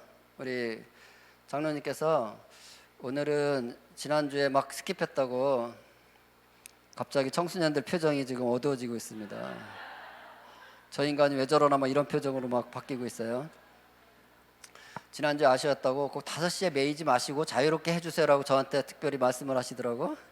그래가지고 지금 근데 벌써 4시 반이야. 끝날 때 다 됐어. 지금 엄청 이제 걱정이 되는데 조금 더 할지도 모르겠어요. 근데 어머니들 저한테 이렇게 얘기하시는 거. 아유 대개 아이처럼 책을 좋아하면 뭐가 문제가 되겠어요. 우리 애가 하도 책을 안 읽으니까 학습 만화라도 읽히는 거예요. 이렇게 얘기를 해요. 하도 책을 안 읽어서 학습 만화라도 읽힐 수밖에 없다. 그럴듯하죠? 설득력 있죠? 네. 근데 여러분 여기에 문장 모순이 있어요. 우리 아이가 책을 안 읽어서 학습 만화라도가 아니라 책을 못 읽어서가 정확한 말이에요. 책을 못 읽어서예요. 안 읽는 아이가 아니에요. 모든 사람은 책을 못 읽어요. 안 읽는 사람은 없어요. 왜? 책 읽는 뉴런 있다 그랬어요? 없다 그랬어요? 없으니까. 다 못 읽는 거예요 원래. 그런데 책을 못 읽는데 학습 만화를 보면 책을 읽을 수 있다 그랬어요? 없다 그랬어요? 2, 3단계 된다 그랬어요? 안 된다 그랬어요? 이렇게 반응을 안 하면 그냥 스킵하고 넘어갑니다. 아, 이게 어려운가 보다, 못 알아듣나 보다 이러고 저는 넘어갈 수밖에 없어요. 2, 3단계가 안 돼서 책을 못 읽고 있는데 학습 만화를 읽히면 2, 3단계를 할 수 있어요? 없어요? 연태 설명한 거잖아요. 안 된다고. 그러면 학습 만화 본 게 도움이 된 거 안 된 거예요? 어차피 도움이 안 된다는 얘기를 말씀드리는 거예요. 그러니까 책을 읽는다는 건 뭐냐면 책을 읽는 능력을 키워줘야 되는 거야. 2, 3단계를 만드는 능력을 키우는 게 책 읽기의 핵심인 거예요. 근데 학습 만화는 도움이 안 돼. 그럼 뭘 해야 되냐? 1번 읽어주는 거예요. 이게 너무 신기한 거예요 여러분. 책을 엄마 아빠가 읽어주면요 두뇌에서 가장 활발하게 2, 3단계를 만들어내도록 뇌는 설계되어 있다는 거예요. 그러니까 부모는요 미션이 뭐냐면 아이들 책 읽어주는 걸 하면 돼요. 그러니까 책을 안 읽으면 책 읽어, 책 좀 봐 이런 말 하지 마시고 엄마가 책 좀 읽어주고 싶은데 읽고 싶은 책 좀 가져올래? 아빠가 책 좀 읽어주고 싶은데 책 좀 가져올래? 이렇게 말을 하라는 거야. 그래서 자꾸 읽어주라는 거예요. 근데 읽어주는 소리는 두뇌 안에서 2, 3단계를 만드는 최적의 작용을 한다는 거예요. 정 읽어줄 책이 없으면 성경을 읽어주시든지. 하버드 대학에서 연구를 했는데요. 아빠가 책을 읽어주면서 아이의 뇌를 찍었고 엄마가 책을 읽어주면서 아이의 뇌를 찍어봤더니 아빠가 책을 읽어줄 때 뇌가 훨씬 더 많이 활성화가 되더라는 거예요. 신기하게도. 뇌가 차별을 해. 아빠 책 읽어주는 소리를. 왜 그럴까요? 하버드 대학에서는 그 이유를 열정이라고 그랬어요. 열정. 이게 무슨 얘기냐면 엄마들한테 책 읽기 과제를 줬더니 엄마들의 입장에서는 책 읽어주기가 여러 가지 육아 아이템 중에 하나라는 거예요. 그러니까 아이를 위해 살 일이 많아. 밥도 먹여야 되고 옷도 입혀야 되고 목욕도 시켜야 되고 이것저것 할 게 많은데 그 중에 하나가 책 읽어주기라는 거예요. 그래서 엄마들은 이런 마음으로 책을 읽어준다는 거예요. 아, 오늘 이제 할 거 거의 다 끝났구나. 하나만 하면 끝이네. 책 읽어주기 하나 남았네. 아들 책 가져와 읽어줄게. 이런 마음이래. 그래서 열정이 없대. 이렇게 읽는데 우르르 꽝꽝 천둥이 쳤습니다. 근데 그렇게만 읽어도 괜찮은데 속으로는 또 주문을 해요. 엄마들이 빨리 자라 빨리 자라 네가 자야 내가 신다 네가 이러면서 책을 읽어줘. 근데 여러분 신기하게도 아이들은요 엄마가 주문을 외우면서 책을 읽는 사실을 귀신같이 알아. 또 절대로 안 자. 그런 마음으로 읽어주면 도대체 잘 생각이 없어요. 싸우느라고 영과 영이 싸우는 거야 지금. 그러니까 여러분 아빠에게 책을 읽어주게 하라는 거예요. 근데 아빠한테 책을 읽어주게 했더니요 아빠는 이거 생전 처음 하는 일이야. 안 하던 짓을 하는 거예요. 그러니까요 책을 읽어줄 때 열정을 담는다는 거예요. 우르르 꽝꽝 천둥이 쳤으면 이러면 책을 읽어준대. 선택이 다르면 두뇌는 달라진다 그랬죠. 여러분 아빠가 이렇게 열정을 담아 읽으니까 두뇌 활성화 영역이 달라지더라는 거예요. 그래서 여러분 아빠들이 책을 읽어줘야 되는 거예요. 여기 아빠 근데 많이 눈에는 안 띄네. 희한하게 아빠들 다 어디 갔어요 지금. 여기 아빠들 여기 있긴 있어요? 다 있어요? 어디? 아 죄송합니다. 그래서 여기 있는 남편분들을 잘 들으십시오. 여러분 아침을 잘 드셔야 됩니다. 여러분 남편의 아침을 잘 챙겨주세요. 낮에 일해야 되니까 아침을 잘 챙겨 먹게 하고 점심도 잘 챙겨주세요. 점심 후에도 일을 해야 되니까. 그런데 저녁은 일 다 끝났는데 왜 먹는 거죠 도대체? 일 다 끝났는데 저녁을 왜 먹을까요 우리? 자, 저녁은 왜 먹어야 된다? 맞아요. 자녀들 책을 읽어주기 위해서 저녁을 먹는 거예요. 그러니까 여러분 저녁 숟갈 들 때마다 생각을 해야 돼요. 내가 이 저녁을 먹는다는 것은 이 저녁 먹은 에너지로는 아이들 책을 읽어주기 위해서 먹는 거다. 이걸. 그러니까 여러분 부인들도 남편 저녁 줄 때 항상 체크를 해야 돼요. 여보 잠깐 밥 먹기 전에 잠깐 오늘 아이들 책 읽어줄 계획이 있나? 있으면 들어 맛있게 들어. 없다 그러면 숟가락을 뺏어버리세요. 책도 안 읽어줄 건데 밥을 왜 먹는 거야 도대체? 이게 돼야 돼요 여러분. 근데 그게 너무 중요하다는 것을 우리 현대인들이 잊고 사는 거예요. 그래서 아빠도 집에 와서 스마트폰 보고 있고요. 애도 집에 와서 폰 보고 있는 거예요. 그럼 망하는 것입니다. 다 같이 망하는 거예요. 근데 아빠가 1시간이라도 아이들 앉아서 책을 읽어주면요 두뇌는 너무나 다른 두뇌로 가소성이 만들어지게 돼 있다는 걸 아셔야 돼요. 몇 살까지 책을 읽어줘야 되냐고 묻는데 임상적으로 경험적으로 보니까 12살 정도 되니까요. 12살 정도 되니까 엄마 아빠가 이제 책을 읽어주면 엄마 아빠가 읽어주는 속도보다 자기 눈으로 보는 속도가 훨씬 빨라요. 그래서 이제 자기는 벌써 눈으로 다 끝까지 보고 대기 중이야. 엄마는 여기 읽고 있고 지금 두세 페이지 넘어가면 이제 막 답답해져요. 그러면 이제 아이가 엄마 됐어요. 그리고 뺏어가. 지가 빨리 읽으려고. 그래서 알게 됐어요. 아, 책 읽어주기는 점점 이제 뭐가 되는 거예요? 마중물 붓기가 되는구나. 몇 페이지만 읽어주면 됩니다. 그럼 나머지는 자기가 읽게 돼 있어요. 여러분 제 말을 헛들어 듣지 마시고 들려주세요. 들으라 이스라엘아. 자꾸 들어야 되는 거예요. 문장들을 자꾸 들으면요 그게 2, 3단계 만드는 가장 좋은 길이에요. 그런 아이들은요 책 읽는 게 하나 어렵지 않습니다. 왜? 만들어져 있으니까. 자, 두 번째는 쉬운 책을 보는 거예요. 우리 애가 책을 안 좋아해요 그러면요 6학년짜리가 책을 안 좋아하는 아이가 있다면 3, 4학년 교과서에 수록된 원전들을 도서관에 많이 있습니다. 빌려서 읽히면 되는 거예요. 그러면 3, 4학년 책을 보니까 5, 6학년짜리가 단어도 쉽고 문장도 짧고 글자도 크기 때문에 읽는데 어려움이 없어요. 근데 읽는다는 건 무슨 뜻이에요? 2, 3단계 가소성을 만든다는 뜻이거든요. 그래서 쉬운 책을 읽히는 게 방법이라는 걸 여러분 아셔야 돼요. 근데 우리는 자꾸 이 선행 신화를 갖고 있어가지고 6학년짜리가 3학년 책 읽고 있으면 한심해 보이는 거예요 여러분. 그건 절대로 한심한 게 아닙니다. 그렇게 읽어가면서 가소성을 만드는 거예요. 세 번째는 지식, 과학, 역사, 정보서들을 균형 있게 읽히는 거예요. 아이들에게 책을 선택하게 하면 스토리와 환타지가 있는 책만 아이들은 보려고 그래요. 대충 봐도 이해가 되는 책. 그 단어를 굳이 주목하지 않아도 스토리에 문제가 없는, 이해에 문제가 없는 책들을 보는 건 좋아요. 이것도 많이 보게 하세요. 좋습니다. 문장 추론 다 돼. 그런데 그럼에도 불구하고 지식서와 과학서, 역사, 정보서들을 10권에 두세 권씩은 자꾸 섞어줘야 됩니다. 그래 아이들이 이런 책들의 특징은 뭐예요? 그 문장을 이해하지 못하면 다음 문장도 이해가 안 돼서 일단 재미가 없게 되는 거예요. 그러니까 아이들이 책을 보면서 재미없다는 말은 이해가 안 됐다 이런 뜻인 거예요. 그러니까 부모님들이 착각하면 안 되는 게 여러분이 책을 읽는다는 것의 의미는 그 책에서 정보를 얻는다 이런 뜻이에요. 여러분이 예를 들면 요즘 뭐 이제 그 관심이 있는 뭐 챗 GPT에 대한 책을 보겠다. 그러면 여러분은 챗 GPT에 대한 책을 샀다. 그럼 이 책에서 챗 GPT가 뭔지에 대한 정보를 얻고 있자는 거죠. 안 읽으면 어떻게 되는 거예요? 다만 내 뇌에 그 정보가 없을 뿐이죠. 그죠? 읽으면 정보가 생기는 거고 안 읽으면 뭐 정보 없어도 상관없어. 그런데 아이들의 책 읽기는 정보를 습득하는 게 아니라는 걸 아셔야 돼요. 아이들의 책 읽기는 그 자체로 2단계, 3단계 두뇌를 만드는 과정이라고 생각하셔야 돼요. 몰라도 되는 게 아니라 챗GPT 몰라도 되지. 어른들은 뭐 알아야 됩니까? 그러나 아이들에게는 그걸 아냐 모르냐가 절대로 아니고 그런 문제가 아니라 2, 3단계 할 수 있는 두뇌를 만드냐 안 만드냐의 문제이기 때문에 이건 선택의 문제가 아니라는 걸 아셔야 돼요. 그래서 꾸준히 책 읽는 능력을 키워주는 걸 해야 되고 그러기 위해서는 뭐가 필요해요? 심심한 환경이 필요한데 많은 엄마들은 어떤 욕심이 있냐면 학원 보낼 거 다 보내면서 학원 숙제할 거 다 하게 하면서 책도 읽기를 원해.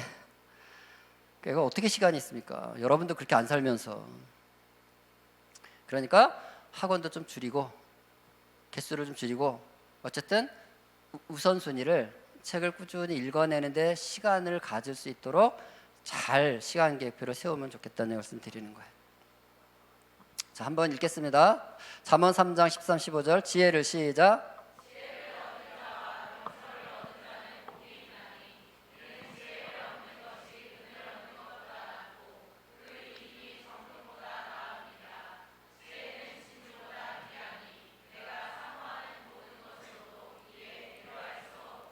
여기 지혜와 명철을 물론 잠언의 저자는 그걸 생각하면서 쓰지 않을 수도 있지만 저는 오늘 여러분에게 도전하는 것은 지혜와 명철이 바로 2단계, 3단계라고 보는 거예요. 이 2단계와 3단계 두뇌를 장착하는 것은 금을 얻는 것보다 은을 얻는 것보다 어떤 진주나 보화를 얻는 것보다 중요한 문제라는 거예요. 왜? 그 2단계, 3단계가 돼야 인간은 인간다운 삶을 살 수 있고 하나님이 우리 각자에게 기대하는 삶을 살아낼 수 있는 가장 중요한 토대이기 때문이에요.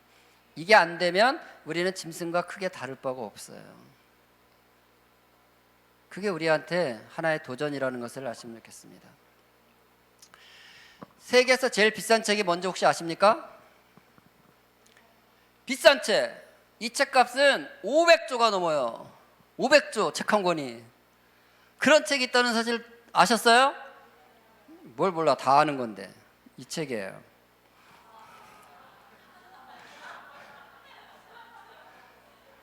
(500조) 이거 만든 사람 누구예요? 저 친구예요.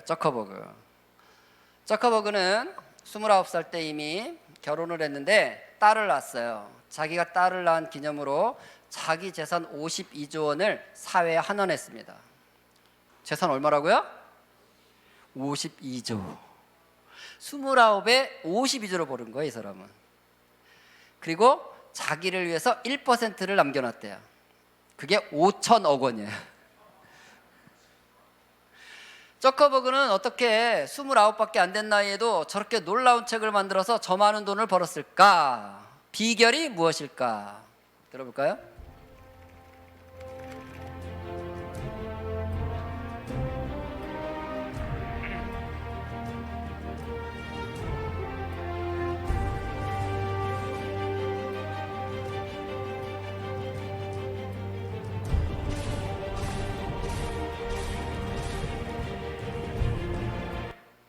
비결이 뭐래요? 에이, 뭐 유대인이 뭐 비결이야? 여러분, 우리 이런 얘기 많이 듣잖아요. 하버드 재학생 몇 프로, 억만장자 몇 프로, 노벨상 몇 프로 다 유대인이다 이런 얘기 듣죠? 사실 그런 얘기를 들으면 우리 머릿속에 제일 먼저 뭐가 떠올라요? 유대인들은 머리가 좋을 거야 이렇게 떠오르잖아요. 근데 놀라지 마세요. 유대인의 평균 IQ 94밖에 안 됩니다. 세계 45위라고 저기 써 있죠. 세계 45위인데 50개 나라를 조사했는데 45위라는 거예요. 그럼 뭐예요? 꼴찌예요, 꼴찌. 참고로 우리나라 평균 IQ 106이에요. 50개 나라 조사했는데 우리가 1위였어요. 우리 머리 되게 좋아요, 우리 민족은. 근데 여러분, 우리 자녀들이 평균이 106이니까 우리 자녀들은 아무리 머리가 나빠도 최소한 94 정도는 되지 않을까요? 동의 안 되세요? 평균이 106인데 94는 되겠지. 근데 유대인들은 평균이 94니까 절반은 94도 안 돼. 그런데도 세계를 지배하잖아요. 그러니까 이게 뭐예요? 머리 문제는 아니라는 거예요. 하버드 대학에서 조사를 했습니다. 왜 유대인들은 저렇게 나쁜 머리를 가지고 세계를 지배하는가? 이 연구의 결론은 유대인들은 우리가 안 하는 짓을 하더라 이거예요. 자, 하는 짓이 달라지면 어디가 달라진다고요? 두뇌 사용하는 방식이 달라진다 그랬잖아요. 그러니까 하는 짓을 연구한 거예요. 하는 짓을 보니까 세계를 지배하게끔 돼 있어. 왜? 하는 대로 뇌는 만들어지니까. 뭘 하냐면 13살에 성인식을 하는 거예요. 13살 되면 성인 취급해 준다는 거예요. 놀랍죠? 우리 13살들 한번 떠올려 보세요. 6학년들. 어른 대접해 준다. 쉬운 일이 아니죠. 근데 유대인들에게 성인식은 어떤 의미가 있냐면 어른이 됐다 이런 의미가 아니라 토라를 가르칠 수 있는 자격 이런 뜻이에요. 그러니까 유대인들에게 있어서 너는 이제 어른이야. 그 말은 네가 창세기, 출애굽기, 레위기, 민수기, 신명기 5권을 이제는 해설할 수 있고 가르칠 수 있는 너는 이제 자격이 있어. 너 이제 어른이다. 이런 의미라는 거야. 그래서 유대인들의 성인식은 토라를 읽으면서 자기 토라 이렇게 성경을 이렇게 안고 어른들 앞에서 한 바퀴 돌아요. 시위를 해. 뭔 뜻이에요? 나 이제 이거 정도는 내가 설명할 수 있으니까 나 이제 어른 대접해 주세요 라고 이제 시위를 하는 거예요. 그게 성인식이에요. 그러니까 13살 되면 해주는 게 아니라 그 정도 자격이 있다고 판단될 때 해준다는 뜻이에요. 그럼 부모 입장에서 어때요? 애를 낳았어요. 유대인 부모라고 해보세요.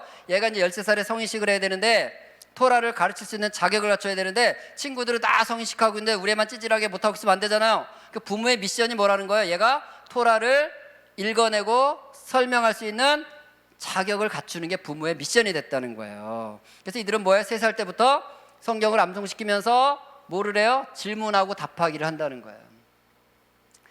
질문하고 답하기가 뭐예요? 2, 3단계입니다. 성경을 읽었어? 그 1단계죠. 거기에 의미를 부여하는 게 2, 3단계라 그랬잖아요. 이걸 한 거예요. 매일 10년 동안. 그러니까 어디가 발달된 거예요? 여기가 발달된 거죠. 우리는 순차적 사고를 합니다. 순차적 사고란 시간과 사건의 흐름을 따라 사고하는 게 순차적 사고예요. 기승전결. 자, 기승전결이 좀 어려우신 분 계세요? 의미가? 쉽죠? 왜? 우리는 그렇게 사고하기 때문에 기승전결 그러면 다 알아듣는 거예요. 근데 유대인들은 그렇게 사고하지 않는다는데요. 시작과 끝을 설정해 놓고 중간을 향해서 양쪽에서 좁혀오는 사고를 한대요. AA-, BB-, CC-, DD 이렇게 사고를 한대요. 우리는 뭔 소리인지도 모르겠어. 우리가 그렇게 사고를 안 하니까. 우리는 평면적 사고를 하는데 그 유대인들은 입체적 사고를 하고 우리는 2D로 사고하는데 유대인들은 3D로 사고한다는 거예요. 그래서 유대인들은 뇌가 창조적인 사고를 하도록 질문하고 답하기를 통해서 2, 3단계가 개발돼서 그들은 세계를 지배한다. 이게 하버드대 연구의 결론이었다는 거예요, 여러분. 두뇌를 사용하는 방식. 성경은 얘기합니다. 신명기 6장 6절. 아니, 신명기 7장 7절. 죄송합니다. 7장 7절. 내가 이스라엘을 선택한 것은 그들이 수요가 많고 능력이 많아서가 아니라 이 세상에서 가장 찌질한 민족이라서 내가 그들을 선택했다. 이게 하나님이 이스라엘을 선택한 이유라고 신명기 7장 7절에 나옵니다. 하나님은 한 민족을 선택하지 않았어요. 왜? 한 민족을 선택하면 사람들이 어떻게 생각해요? 한 민족 원래 IQ 106이잖아. 머리가 좋아서 잘하는 거야. 이렇게 생각할 거 아니에요. 근데 이스라엘을 선택했어. 왜? 머리가 너무 찌질해. 근데 그들을 선택해서 이들에게 뭘 요구했어요? 말씀을 읽고 묵상하고 소리내 읊고 강론하고 강론하라 했잖아. 가르치라는 거예요. 그런 삶을 살아내게 했더니 세계를 지배하는 거예요. 가장 작은 자들이지만, 가장 연약한 자들이지만 세계를 지배하는 뇌는 여기에 있다는 것을 보여주는 거예요. 그들은 금방 우리가 성경 읽었던 것처럼 지혜와 명철을 전해준 거예요, 자녀들에게. 그랬더니 그 자녀들은 세계를 지배하고 있는 거예요. 우리는 부모로서 자녀에게 어떤 유산을 남겨줄 건가요? 여러분이 갖고 있는 돈을 물려줄 건가요? 금과 은이 그게 아이에게 도움이 될까요? 아니면 우리 자녀들이 2단계, 3단계 하는 고천적 사고를 하는 아이를 만들어야 될까요? 이걸 만들라는 거예요. 그럼 우리가 할 미션은 우리 아이들이 적어도 성경을 읽으면 그 내용을 설명할 수 있는 정도까지는 만들어주라는 거야. 13살은 안 돼도 15살은 돼야 되고, 15살은 못해도 17살짜리는 해야 되지 않겠습니까? 고등부 아이들이 되면 적어도 10분 스피치 주면 성경 한 구절 갖다 놓고 10분은 말할 수 있어야 되지 않겠어요? 아멘이 안 나오는 건 이건 뭘까요? 예. 우리 아이가 고1 때요, 자꾸 아이 얘기해서 죄송합니다. 고1 때 아이들이 예배를 안 하고 그냥 멍 때리고 있고 예배 시간에 떠도, 우리 애는 되게 싫어하는 게 뭐였냐면 예배 갔다 와서 막 화를 내는 거예요.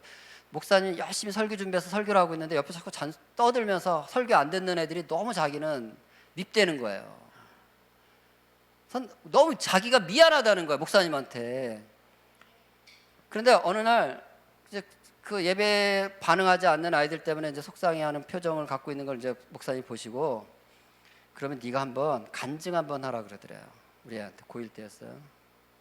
우리 애가 간증은 너무 시간이 짧아서 어렵고요, 목사님 설교 시간을 저한테 주시면 제가 해볼게요 했대요.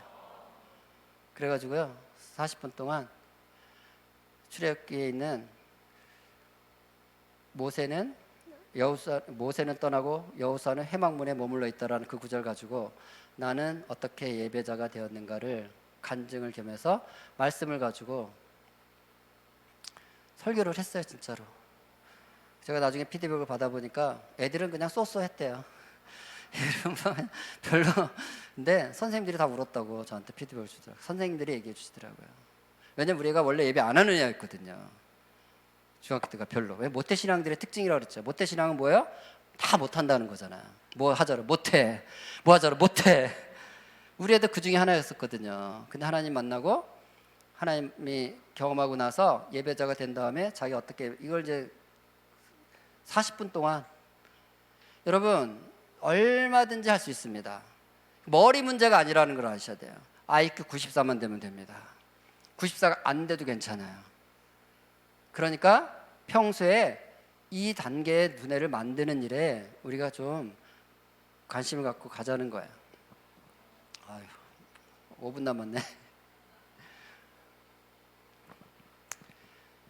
좀 넘기고요. 이건 친구들아 미안해. 한 5시 10분까지는 한번 어떻게 끝내보려고 한번 해볼게.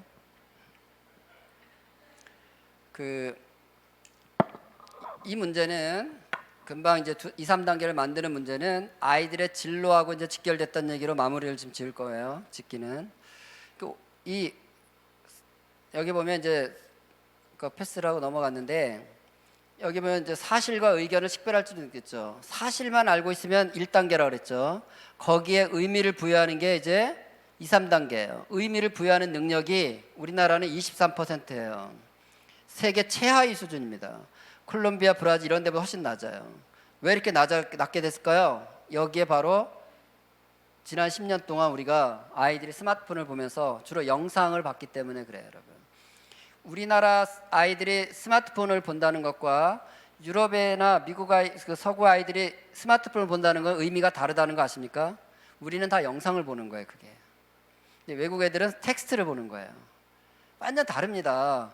여러분 지금도 여러분이 유럽 여행 가보세요. 영상이 잘 돌아갈까 안 돌아갈까? 유럽에 가서? 안 돌아갑니다. 인터넷 연결도 잘하는데, 근데 우리는 스마트폰을 잡을 때부터 초고속 인터넷을 이 스마트폰을 보는 세대가 돼서 영상을 처리하는 뇌는요 2, 3단계를 안 합니다. 그리고 영상을 보니까 책 읽어요, 안 읽어요? 안 읽습니다. 그러면서 10년 사이에 세계 최하위가 됐어요. 10년 전에 세계 6위였어요. 6위 우리나라가 문해력이. 확 나빠졌어요. 그런데 우리는 그냥 학원만 보내면 되는 줄 아는 거예요. 그 다음 단계까지 우리 아이들이 할 수 있도록 교회도 거기에 교육과정에 집어넣으라는 얘기예요. 근데 그것이 바로 뭐예요? 진로와 직결되어 있다는 얘기를 하는 거예요. 소득 차이, 결국은 다 이 문제라는 거예요. 취업률 다 2, 3단계와 관련돼 있다는 거예요. 여러분 그 얘기 많이 들어보셨을 거예요. 아이폰을 만드는데 100원이 들어간다면 제조하고 원가가 100원이라면 그중에 30원은 부품 구입비고 5원은 조립비다. 그러니까 부품 사다 조립하는데 35원밖에 안 들었는데 왜 원가가 100원이냐는 거예요. 도대체 그걸 애플은 써놨습니다. 아이폰에다가 뭐라고 써놨어요? 우리는 디자인을 했거든 이렇게 써놓은 거예요. 디자인은 한마디로 말하면 전두엽 사용한 비용이에요. 두 마디로 말하면 정리 표출한 비용이에요. 2단계, 3단계 했다는 뜻이에요. 쉬운 말로 하면 아이디어, 어려운 말로 하면 R&D, 연구개발비 이런 뜻이에요. 이 2, 3단계를 해야 65원을 번다는 거예요. 그러면 조립했다, 만들었다, 중국 이건 뭘 사용한 거예요? 손을 사용한 비용. 다른 말로 하면 시키는 거 잘한 비용. 얼마라고요?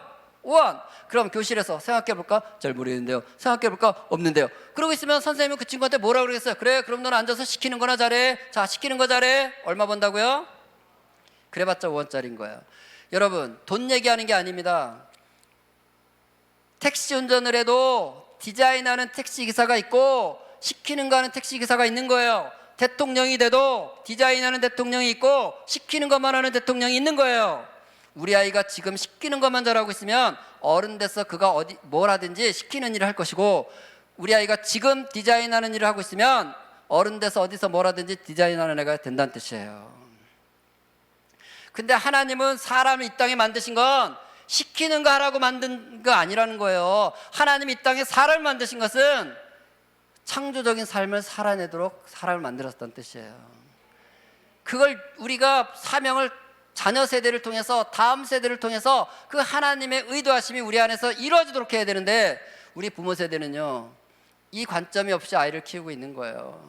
근데 여러분 5원은 벌 수 있을 것 같아요? 친구들 그럽니다. 우리 청소년 친구들이 아유 저는 그래도 게임이 좋아가지고 그냥 이거 게임하면서 5원짜리를 살 거예요. 내가 5원 벌겠다는데 뭐 어때요? 다 상관없 이런 헛소리라고 앉았어요. 여러분 5원은 벌 수 있을 것 같아요? 앞으로는 AI들이요 시키는 일은 다 잘합니다. 더 잘합니다. 인간보다. AI들은요 시키는 것만 잘해요. 코로나도 안 걸려요. 걔네들은 사람 쓰면 코로나 걸린다고 공장 문 닫고 그러면 다 망하는 거거든. 왜 사람을 쓰겠어요 여러분? 밥도 안 먹어 AI는 또. 우리는 밥 먹는다고 시간 다 뺐고 뭐 차도 마셔야 된다 그러고 월차 달라 그러고 AI는 시키는 거 다 하거든요. 5원짜리 직업은 세상에 이제 남아나지 않습니다. 하나님 만든 삶을 살아내야 되는 거예요. 마지막으로 실험 하나 더 봅니다. 6학년짜리들한테 한 실험이에요. 두 그룹으로 나눴습니다. 한 교실 아이들을. 첫 번째 그룹에는요 황순원의 소나기라는 소설을 책으로 읽게 했어요. 자, 책을 읽었다는 얘기는 두뇌 어디가 사용되는 거예요? 2단계, 3단계. 그죠? 한쪽은 황순원의 소나기를 영화로 보여줬어요. 자, 영화를 봤다는 얘기는 어디를 몇 단계로 움직이는 거예요? 사실을 확인하는 1단계. 그러니까 한 그룹은 2, 3단계 움직였고 한 그룹은 1단계 움직였다는 뜻이죠. 확인해 보겠습니다.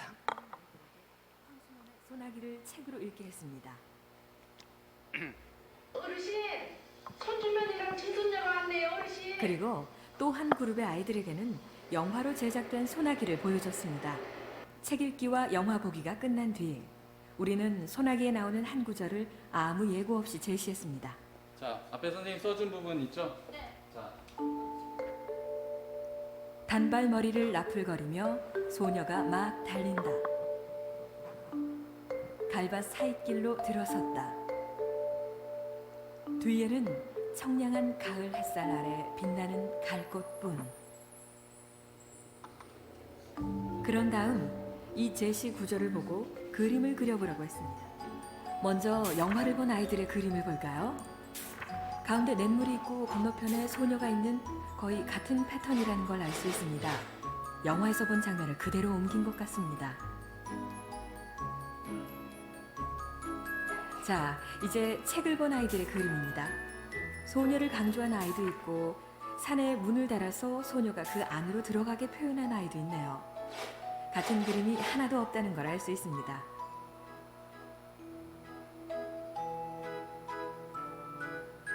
책을 본 아이들과 영상을 본 아이들의 표현의 차이. 이건 무엇을 의미할까요? 자, 영상을 본 아이들 봅시다. 그림을 그렸는데 그림이 다 똑같아요. 가운데 돌들이 있고 소녀가 건너편에 있고 소년이 건너가요. 차이가 있다면 이 소년이 건너갔냐, 건너가는 중이냐, 건너가기 전이냐만 차이가 있어요. 자, 이 오른쪽 그림 사실상 저작권이 누구한테 있는 걸까요? 감독에게 있죠. 감독이 글을 읽으면서 자기가 만들어낸 2, 3단계를 통해서 만들어낸 이미지를 아이들은 뭐만 한 거예요? 확인만 한 거예요. 1단계 사실을 확인하고 설명하는 거 손으로 손만 쓴 거예요. 손만. 반면 왼쪽의 그림들은요, 그림이 딱 달라요. 지구상에 하나밖에 없는 그림이란 뜻이에요. 저작권이 누구한테 있어요? 아이 자신에겠죠. 왜? 자기가 2, 3단계를 해서 나온 그림이기 때문에. 옛날에는 아는 것이 힘이다 이런 말이 있었어요. 남이 알고 있는 거 흉내내도 내야 먹고 사는 시대가 있었으니까. 오늘날은요, 남이 알고 있는 거 흉내내면 저작권법 위반. 그러니까 아이들이 PPT 멋지게 만들어내는 거 보고 감동하시면 안 됩니다. 자기 이야기가 나와야 되는 거예요. 남의 거 다 긁어다가 열심히 하면 그 뭐 아무 쓸데없는. 그것이 단지 직업에 있어서의 저작권 문제를 얘기하는 것이 아니라 우리 아이가 하나님이 주신 데스티니를 살아나는 데 있어서 2, 3단계를 해야 자기 영역 안에서 창조적인 삶이 일어난다는 걸 말씀드리는 거예요. 아시다시피 4차 산업사회, AI 사회는 뭐예요? 많은 직업들이 사라지는 거예요. 그들이 가져가. 그럼 어떻게 해요? 취업이 안 된다는 뜻이에요. 여러분, 취업이 안 되면 손가락 빨다 죽어야 되나요? 별짓 다 해야 될 거 아니에요? 취업이 안 되면 별짓 다 하다 보면 그게 직업이 되는 세상이 온다는 뜻이에요. 근대 시대는 공장 노동자들을 양산하면서 우리가 시키는 걸 하게 만들었어요. 많은 사람들이 그냥 단순 작업을 하게 만들었어요. 그런데 이제 4차 산업사회가 오면서요, 그 일들은 그건 또 누가 다 하는 거예요? 기계들이 다 하게끔 돼 있고요. 이제 인간은 뭘 해야 돼요? 기계가 할 수 없는. AI가 똑똑하고 잘하기는 하는데 AI가 못하는 게 하나 있거든요. 시키지 않는 짓을 못해요. 입력값이 없는 것을 만들어내줄 수 없어. 거기는 사람만이 시키지 않는 짓을 할 수 있는 유일한 존재라는 걸 아시면 됩니다. 그러려면 2, 3단계가 있어야 되는 거예요. 그러니까 우리가 항상 초점을 우리 아이가 지금 1단계 하면서 세월을 보내고 있는지. 그러니까 학습만 하면 주구장창 보는 애들은요 2, 3단계가 안 됩니다. 그래서 학습만 하도 치우는 거예요. 다보스 포럼에서 이미 이 문제를 지적을 했습니다. 2016년 다보스 포럼의 주제가 4차 산업사회예요. 그럼 뭘 가르칠 거냐 아이들에게. 직업이 다 없어지는데 그때 얘기한 게 뭐예요? 이거예요. 복잡한 과제를 해결하는 능력이에요. 이게 2, 3단계입니다. 여러 가지 많이 얘기했지만 다 1번과 수렴돼요. 특별히 5번의 협업 능력 있죠. 정말 심각합니다. 지금 10년 전에 우리가 초등학교 4, 5, 6학년 교실에서 4명, 5명, 6명씩 앉혀놓고 과제를 줬어요. 그러면 20분 딱 주면 그 과제를 딱 수행해서 발표까지 할 수 있었어요. 지금은요, 교실이 어떤 줄 아세요? 과제를 딱 주면요, 싸우고 있어요. 자기들끼리. 협업이 전혀 안 됩니다. 싸움을 하고 있어요. 진도가 안 나가요, 협업이. 왜? 1단계만 하기 때문에 그래요, 여러분. 이것만 쳐다보고 있으면요, 협업을 못 합니다. 다른 사람이 어떤 의견을 냈는지에 대해서 주의를 기울여서 반응을 못 해요. 왜? 이걸 쳐다보고 있으면요, 상호작용이 아니거든요. 이건 일방이거든요, 다. 근데 여러분, 영유아기 때부터 이걸 보고 산 애들이 교실에 앉아 있으니까요, 협업이 안 됩니다. 지금 심각합니다. 지금. 근데 우리는 그걸 잘 몰라요. 부모들은 뭘 해야 되는지 아세요? TV 게임, 스마트폰을 딱 끊고 아이랑 시간을 보내줘야 돼요. 이야기도 들어주고 이야기도 하고 책도 읽고 같이 시간을 보내야 관계가 만들어지는 거야. 우리 두뇌가 발달되려면 여러분, 지난주 거 기억나세요? 자발성, 몰입, 즐거움을 얘기했는데 이 고차원적 사고가 만들어지려면 3가지가 중요합니다. 1번, 고차원적 사고가 만들어지려면요, 1번 중요한 게 글을 읽고 쓰는 거예요. 글을 읽어내고 자기 말로 쓰는 거예요. 이 문해력 1번이고요. 2번이 질문하고 답하기를 많이 하는 거예요. 하나의 하나의 사물을 놓고도 하나의 문장을 놓고도 질문을 만들어내야 돼. 결국은 이 4차 산업사회의 핵심이 뭐냐면 어떻게 질문을 만드냐를 통해서 새로운 일이 만들어지는 거예요. 챗 GPT가 만들어질 때도요. 처음에는 이 AI 학습을 시킬 때 처음에는 이런 거죠. 여러분 그 구글에서 자율주행 자동차 만들었잖아요. 근데 얘가 앞에 사슴이 나타나면요. 달리다가 멈추면 안 돼. 치고 가야 돼. 근데 사람이 나타나면 어떻게 돼요? 내가 다치더라도 멈춰야 되는 거예요. 그러면 자율주행 자동차가 앞에 나타나는 사물이 사람인지 사물인 그 동물인지를 구별해야 되겠죠. 이거 학습시켜야 될 거 아니에요. 자율주행 하려면. 근데 어떻게 했냐면 예를 들면 사슴의 특징을 다 가르쳐 줬어요. 사슴의 특징을 100가지 1000가지를 가르쳐 주는 거예요. 얘한테 학습을 하라고 네가. 그랬더니요. 이게 학습 그 효율이 50%가 안 되는 거예요. 그래서 봉착했어. 그런데 2013년에요. 캐나다의 인공지능 거기서 질문을 바꿨어요. 도저히 안 되니까 어떻게 했냐? 야, 다 필요 없고 내가 지구에 존재하는 사슴 사진을 전부 넣어 줄 테니까 특징을 네가 차이를 찾아봐. 이런 지가 학습하게 만든 거예요. AI한테. 그랬더니 95%까지 얘가 사슴을 정확하게 맞추기 시작한 거예요. 이게 바뀐 거예요, 여러분. 그래서 의사가 이제 사라진다는 거예요, 여러분. 챗GPT가 나온 다음에 제일 먼저 나온 얘기가 뭐냐면 의사라는 직업이 사라질 직업 1순위에 들어갔어요, 갑자기. 왜? 그동안에는요, 인간이 질병을 진단할 때 아무리 유명한 명의도 오진율이 40%라는 거예요. 근데 AI한테 진단을 시켰더니요 95% 이상 확진, 그 오진율이 5% 이내더라는 거예요. 왜? 얘가 지구상에 존재하는 모든 사진과 진료 기록을 다 학습한 거예요. 지가. 그래가지고는 하니까 인간이 할 수 없는 그 판단을 할 수 있는 그 근거를 갖게 된 거죠. 그 의사가 없어진다는 거예요, 여러분. 직업으로 전문직부터 없어진다는 거예요. 이제 의대 안 보내길 정말 잘했죠. 그동안에 의대 간 집안 보면서 엄청 부러워했죠. 부러워하지 마세요. 없어져 그 직업. 지금 오늘 주제는 이거였습니다. 이 모든 것의 중심이 바로 이 모든 5가지를 처리하는 곳이 어디라는 거예요? 우리 시작할 때 봤던 저 영역이라는 거예요. 이 영역의 두뇌에 스마트 기기는 절대적으로 방해 요소라는 걸 아시면 되겠습니다.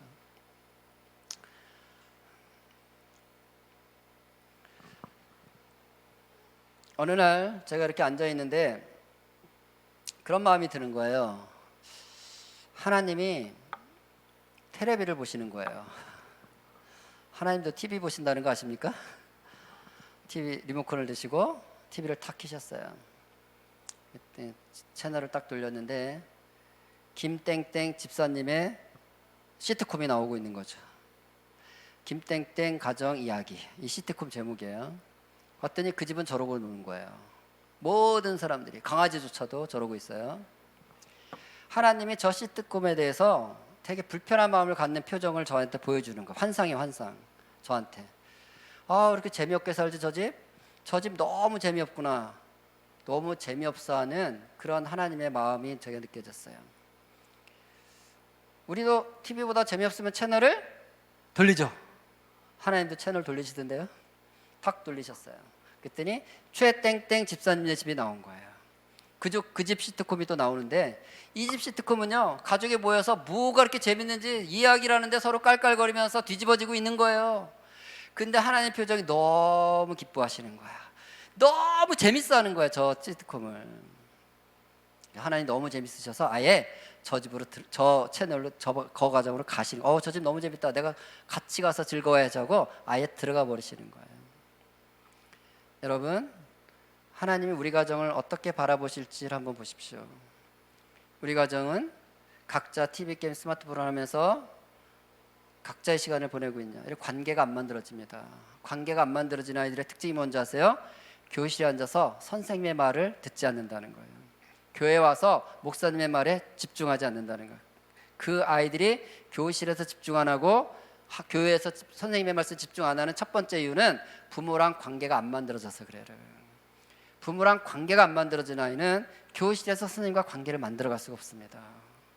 그래서 산만한 거 아이들이요. 그런데 그게 어떻게 시작되냐면 집에 있는 동안에 아이랑 부모랑 이 함께 시간을 보내는 게 별로 없는 거예요.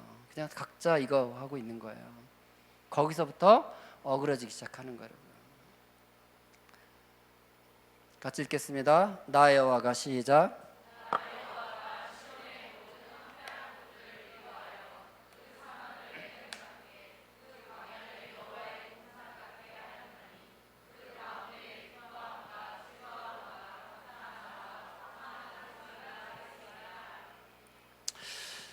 어느 분이 대한민국 가정을 진단하는 글을 썼는데 신문에서 봤습니다. 이런 얘기를 하는 거예요.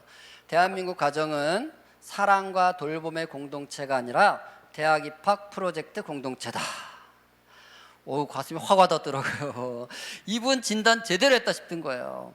야, 너는 최소한 이런 대학을 나와야 먹고 살 수 있어. 이런 대학을 나와야 돼. 근데 그런 대학 가려면 있잖아. 서울대 아시죠, 여러분? 서울대는 뭐예요? 서울에 있는 대학. 서울약대, 서울에서 약간 떨어진 대학. 서울상대, 상당히 떨어진 대학. 뭐 이렇게 얘기하잖아요. 이런 대학 가야 돼. 근데 이런 대학 그냥 가는 게 아니야. 적어도 고등학교를 여기 가야 돼. 과자고를 가야 돼. 과자고. 과자고 아시나요? 과학고, 자사고, 과자고라고 그러죠. 근데 과자고를 가려면 중학교 성적이 얼마나 중요한지 알아? 그런데 중학교 성적은 초등학교 4학년 때 결정되는 거야. 초등학교 4학년 성적 평생 간다. 너 그런 책 알아 몰라? 그러니까 너는 반드시 이 유치원에 꼭 가야 돼. 이게 엄마들의 메시지인 거예요. 자녀들을 향한. 유치원 때부터 대학 얘기하고 앉았어요. 대학 입학 프로젝트 공동체죠. 여기에 대해서 하나님이 내리시는 진단이라고 보시면 돼요. 이 말씀은 그곳은 광야다. 그곳은 사막이다. 그곳은 황폐한 땅이다. 이렇게 하나님이 진단하시는 거예요. 여러분 입에서 공부 얘기를 하고 있으면 그 아이가 느끼는 가정은 이미 광야와 같고 황폐한 땅 같고 사막과 같다는 걸 아시면 돼요. 하나님은 우리 가정이 여호와의 동산이 되길 원하신다는 거예요. 에덴이 되길 원하신다는 거예요. 에덴은 어떤 곳이에요? 하늘 아버지와 아들 아담이 함께 시간을 보내면서 기뻐하고 즐거워하고 감사하고 노래하는 장소였다는 거예요. 그 아담이 머물렀던 에덴이 우리 가정 안에서 이루어지기를 원하신다고 말씀하시는 거예요. 우리 가정은 어떤가? 우리 가정은 가족이 같이 모여서 같이 기뻐하고 같이 즐거워하고 같이 노래하고 같이 감사하는 소리들을 만들어내고 있는 거야. 우리 아이들이요, TV나 게임이나 스마트폰을 할 때도 좋아합니다. 즐거워합니다. 왜? 도파민 나오니까요. 지난 시간 말한 대로. 그런데 이 기쁨은요, 이 기쁨은 짝퉁 즐거움이라는 걸 아셔야 돼요. 짝퉁의 특징은 효과가 없다는 거 아니겠어요? 그죠? 짝퉁 효과가 없잖아요. 그러니까 일요일 저녁에 아이들이 그 텔레비전을 보면서 유튜브를 보면서 게임을 하면서 막 기뻐하고 좋아하죠? 그래봤자 월요일 날 아침에 기쁨이 충만해서 학교를 가는 게 아니라는 거예요. 이건 가짜이기 때문에 효과가 없다는 게 그런 얘기예요. 근데 가족이 모여서 함께 찬양하고 서로 감사의 제목을 나누고 서로를 위해서 축복하는 기도를 하고 이러고 잠자리에 들면 월요일 아침에 기쁨이 충만해서 학교를 가는 아이가 된다는 뜻입니다. 왜? 이건 진짜 기쁨이기 때문에요. 하나님이 만드신 원형적 즐거움이라는 거. 이걸 아이들은 어디서 경험해야 된다는 거예요? 가정에서 경험하도록 하나님은 우리를 초대하신다는 걸 말씀하시는 거예요. 여러분, 우리 가정은 지금 에덴인가 황폐한 땅인가? 이것으로 결정된다는 거예요. 이 말씀은 우리가 각자 TV 게임 스마트폰 보면서 보내는 가정이 아니라 가족이 함께 기뻐하고 즐거워하고 노래하는 곳. 세 가지를 제가 말씀드립니다. 첫째는요, 가정 예배를 드리는데 이 세 가지를 하시라는 거예요. 우리가 가정 예배 그러면 자꾸 이제 오해를 하는 거예요. 우리 교회도 아마 가정 예배를 나름대로 많이 강조할 텐데, 가정 예배라는 건요, 여러분, 설교가 없어야 되는 거예요. 우리는 가정 예배 드리는 걸 힘들어요. 왜 힘들어요? 엄마나 아빠가 설교를 해야 되니까 설교 준비하는 게 쉬워요, 어려워요? 그러니까 가정 예배 자꾸 안 들으려고 그러는 거예요, 부모가. 그리고 아이들도요, 엄마 아빠 설교를 별로 듣고 싶어 하지도 않아요. 근데 뭘 자꾸 설교를 하려고 그래? 설교 없어. 설교랑 아무 상관없는 거예요. 설교는 이런 공예배에서 필요한 거예요. 아시겠습니까? 공예배는 설교가 있어야 됩니다. 그러나 가정에서 예배한다는 의미는 설교자가 없어요. 얼마나 편해요. 설교 안 해도 되면 가정 예배가. 두 번째는요, 예배 인도자도 없어요. 우린 가정 예배 그러면 또 찬송가 몇 장 부르심으로 사도 뭐 이런 거 할 생각을 해 자꾸. 그러니까 준비를 해야 돼. 준비 필요 없습니다. 인도자가 없는데 뭘 준비를 해. 세 번째, 가정 예배는요, 가정 예배는 행사가 아니라는 걸 아시죠? 행사는 뭐예요? 누가 생일이라 우리 가족 행사한다 그러면 다 모여야 되잖아. 다 모여야 돼. 그래서 부모들한테 가정 예배 드리라면 대개 핑계가 뭐냐면, 우리는 아빠가 늦게 퇴근해서 가정 예배 어려워요. 우리는 고3 있어서 어려워요. 자꾸 다 모여야 하는 걸 생각해요. 여러분, 가정 예배는 행사가 아니라 가정에서 드려지는 예배일 뿐이에요. 무슨 얘기냐? 협조가 안 되면, 사춘기가 있어서 협조가 안 되면요, 혼자 예배하라는 거예요. 가정에서 예배하는 게 핵심인 거야. 혼자 예배를 하면요, 결국은 말 안 듣던 아이들도 와서 앉아있게 되는 거예요. 나중에는. 그 핵심은 설교도 없고 인도자도 없고 행사도 아니다. 그럼 뭐 하냐? 세 가지를 한다는 거예요. 세 가지. 첫째, 모여서 혼자 하든 같이 모이든 예배가 된다는 건 뭐냐면 입으로 소리내서 찬송하는 걸 말하는 거예요. 가족이 모였으면요, 같이 오늘 우리 부르고 싶은 찬양 있어? 한번 원하는 찬양 있으면 말해봐. 엄마는 이런 찬양 부르고 싶은데 하고 같이 찬양을 하는 거예요. 소리내서. 이게 예배입니다. 그 많은 시편 1편부터 150편의 그 많은 시들은요, 이게 다 노래라는 거 아십니까? 다 노래인 거예요 원래. 근데 악보는 안 남고 뭐만 남은 거예요? 가사만 남아서 우리한테 온 거지 전부 노래였던 겁니다. 이거는 다 노래예요. 그러니까 여러분, 예배는 노래인 거예요. 그리고 저는 오늘도 일찍 와가지고 우리 30분 찬양했잖아요, 같이. 예, 이거 했죠. 뭐 안 한 것처럼 뭐 표정을. 그래서 찬양, 저도 뒤에서 같이 찬양을 부르는데요, 진짜 오늘 찬양 가운데서 제가 그런 마음이 너무 드는 거예요. 저 어디 갔어? 시편 20편 4절, 22편 3절. 이스라엘의 찬송 중에 거하시는 주여 주는 거룩하시나이다. 진짜 우리가 하나님을 막 찬송하고 하나님을 막 높여드리고 있으니까요, 하나님 막 오시고 싶어 하시는 거지. 여러분 막 칭찬하는 자리 가고 싶으세요? 여러분 막 욕하는 자리 가고 싶으세요? 우리도 그렇지. 나를 막 칭찬해주고 나를 막 이렇게 붐업해주는 데 가서 있고 싶지. 너는 뭐 그딴밖에 안 돼 뭐 이런 소리 듣는 데 가고 싶겠어요? 우리가 같이 막 찬양을 하는데 하나님이 우주에 계시다면 여기 오고 싶어 하실 것 같은 거예요. 저는 실제 그 마음을 느꼈다고 아까 찬양하면서. 여러분, 우리가 가정에서 찬송을 할 때 하나님이 우리 가정에 오시는 것입니다. 그러니까 우리가 아이들과 집에서 찬양 시간을 좀 가지라는 거예요. 아이랑 찬양을 하고 있으면 아이는 두 가지를 배우는 거거든요. 첫 번째,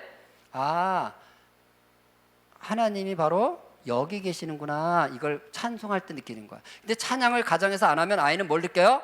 교회 가면 하나님이 계시는구나, 집에 오면 하나님은 없구나, 이렇게 느끼는 거야 아이가. 근데 집에서 찬양을 하면 내가 찬양하는 이 하나님이 여기 계시는구나, 이걸 경험하는 거라는 거야. 두 번째는요, 우리 가정을 통치하고 다스리는 분은 바로 하나님이시다라는 걸 찬양을 통해서 아이들이 경험하는 거예요. 만약에 찬양을 안 하는 가정에서는요, 아이는 뭐 어떻게 느끼는 줄 아세요? 아빠가 목소리가 크면 우리 집을 통치하고 다스리는 분은 아빠구나, 엄마 목소리가 크면 우리 집을 통치하고 다스리는 분은 엄마구나, 이렇게 느끼거든요 아이들이. 그래서 엄마 눈치 보고 아빠 눈치 보는 거예요. 통치자가 거기 있으니까. 근데 엄마 아빠랑 나랑 같이 찬송을 하면 아이는 뭘 느끼는 거, 뭘 경험하는 거예요? 우리 가정을 통치하고 다스리는 분은 누구다? 하나님이시구나. 하나님을 경외하는 아이가 되는 것이 찬송만 해도. 그러니까 여러분, 찬양을 하라는 게 그 얘기예요. 두 번째는요, 찬양 한두 곡 불렀으면 같이 소리내서 성경을 읽어내는 거야. 이게 예배입니다. 여러분, 예배는 별게 아니에요. 예배는 소리내서 말씀을 소리로 만드는 거야. 기록된 말씀을 소리로 만드는 거. 그래서 묵상이라는 단어가 히브리 원문은 하가잖아요. 하가가 소리내어 읊조리다는 뜻이라는 거 아니에요. 말씀을 소리로 만드는 게 너무 중요합니다. 왜냐하면 하나님은 온 우주를 소리로 만드셨거든요. 빛이 있으라라는 소리가 울려 퍼지면서 우주가 만들어진 거예요. 예수님이 이 땅에서 일어나라, 걸어라, 눈을 떠라 소리를 낼 때 하나님 내 통치하고 다스리는 그 어둠 영역에 하나님 나라가 침투해 들어온 것이거든요. 소리는 너무 중요한 것입니다.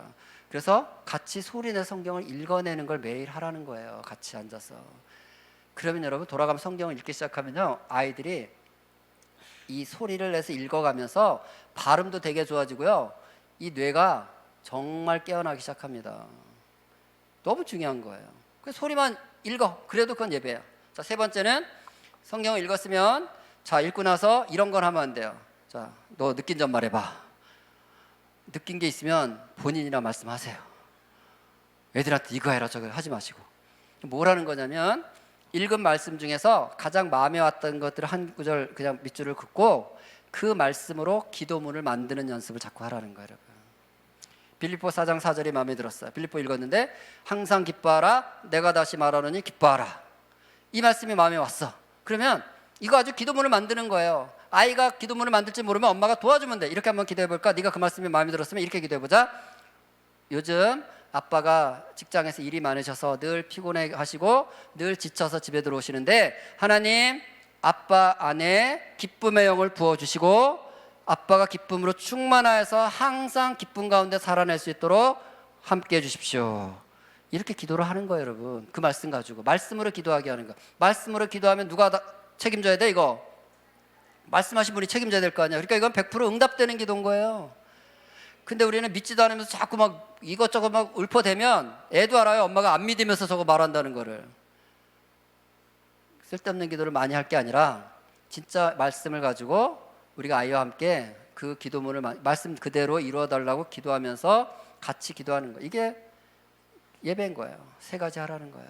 찬송하고 같이 소리로 말씀 읽어내고 말씀으로 말씀 가지고 기도하고, 이 과정 속에서 이곳에 에덴이 오고 여호와의 동산이 임한다는 것입니다. 근데 그게 뭐라고요? 2, 3단계 두뇌를 만들어가는 하나님의 방법인 거예요. 그걸 하브루타라고 해서 잘 지켜내는 민족이 어디라는 거예요? 유대인들이라는 거예요. 이스라엘이라는 거예요. 그리고 그들은 그 열매를 거두고 있는 거고, 우리도 거기에 집중하고 교회와 가정과 연합해서 이 일을 잘 감당해 갔으면 좋겠습니다. 평가서에 거기 있으니까 지난주에 보니까 청년들만 열심히 쓰시고 부모들은 안 쓰셨더라고요, 평가서. 여러분 평가서를 쓰십시오. 거기 노트 그 강의 노트 나눠줬잖아요. 거기 찍어가지고 여러분의 다짐을 한번 올려주세요. 그러면 이제 제가 그 장로님께 다 전해드렸는데, 여러분의 다짐을 이제 모아서 여러분의 다짐이 이제 교회 안에서 공동체 안에서 어떻게 이것들을 이제 그 열매를 맺어가고 지속해 갈지에 대한 하나의 씨앗으로 토론이 될 거기 때문에 쓰시면 좋을 것 같아서 말씀을 드리는 거고요. 일단 기도하고 마치겠습니다. 우리 청소년 친구들 미안해. 내가 20분이나 더 썼네. 고마워. 그렇게 말해줘서 미안했는데. 기도하고 일단은 제가 마치도록 하겠습니다. 기도하겠습니다. 하나님, 우리 가정이 에덴이 되게 원하시고 여호와의 동산이 되게 원하시는 그 마음이 우리 안에 깊이 새겨지게 하여 주옵소서. 그래서 정말 우리 가정이 기뻐하고 가족들이 모여서 기뻐하고 즐거워하고 감사하고 노래하는 그 일이 우리 가정에서 먼저 이루어지게 하여 주옵소서. 그리고 우리 자녀 세대가 정말 1단계만 하는, 그냥 사실을 확인하고 설명하는 그 단계에서 머물러 가는 존재들이 아니라 매일매일의 삶을 통해서 정말 생각하고 창조하고 하나님의 영이 우리 안에서 운행하시면서 우리 아이들을 향한 하나님의 뜻이 이루어지도록 모든 면에서 우리의 영이 새로워지되, 특별히 고차원적 사고 영역이 새로워지는 그 삶을 잘 살아내도록 축복하여 주옵소서. 이 일에 가정과 교회와 정말 다음 세대 사역이 연합하여서 열매 맺는 교회 되게 축복하여 주옵소서. 예수님 이름으로 기도합나이다. 아멘.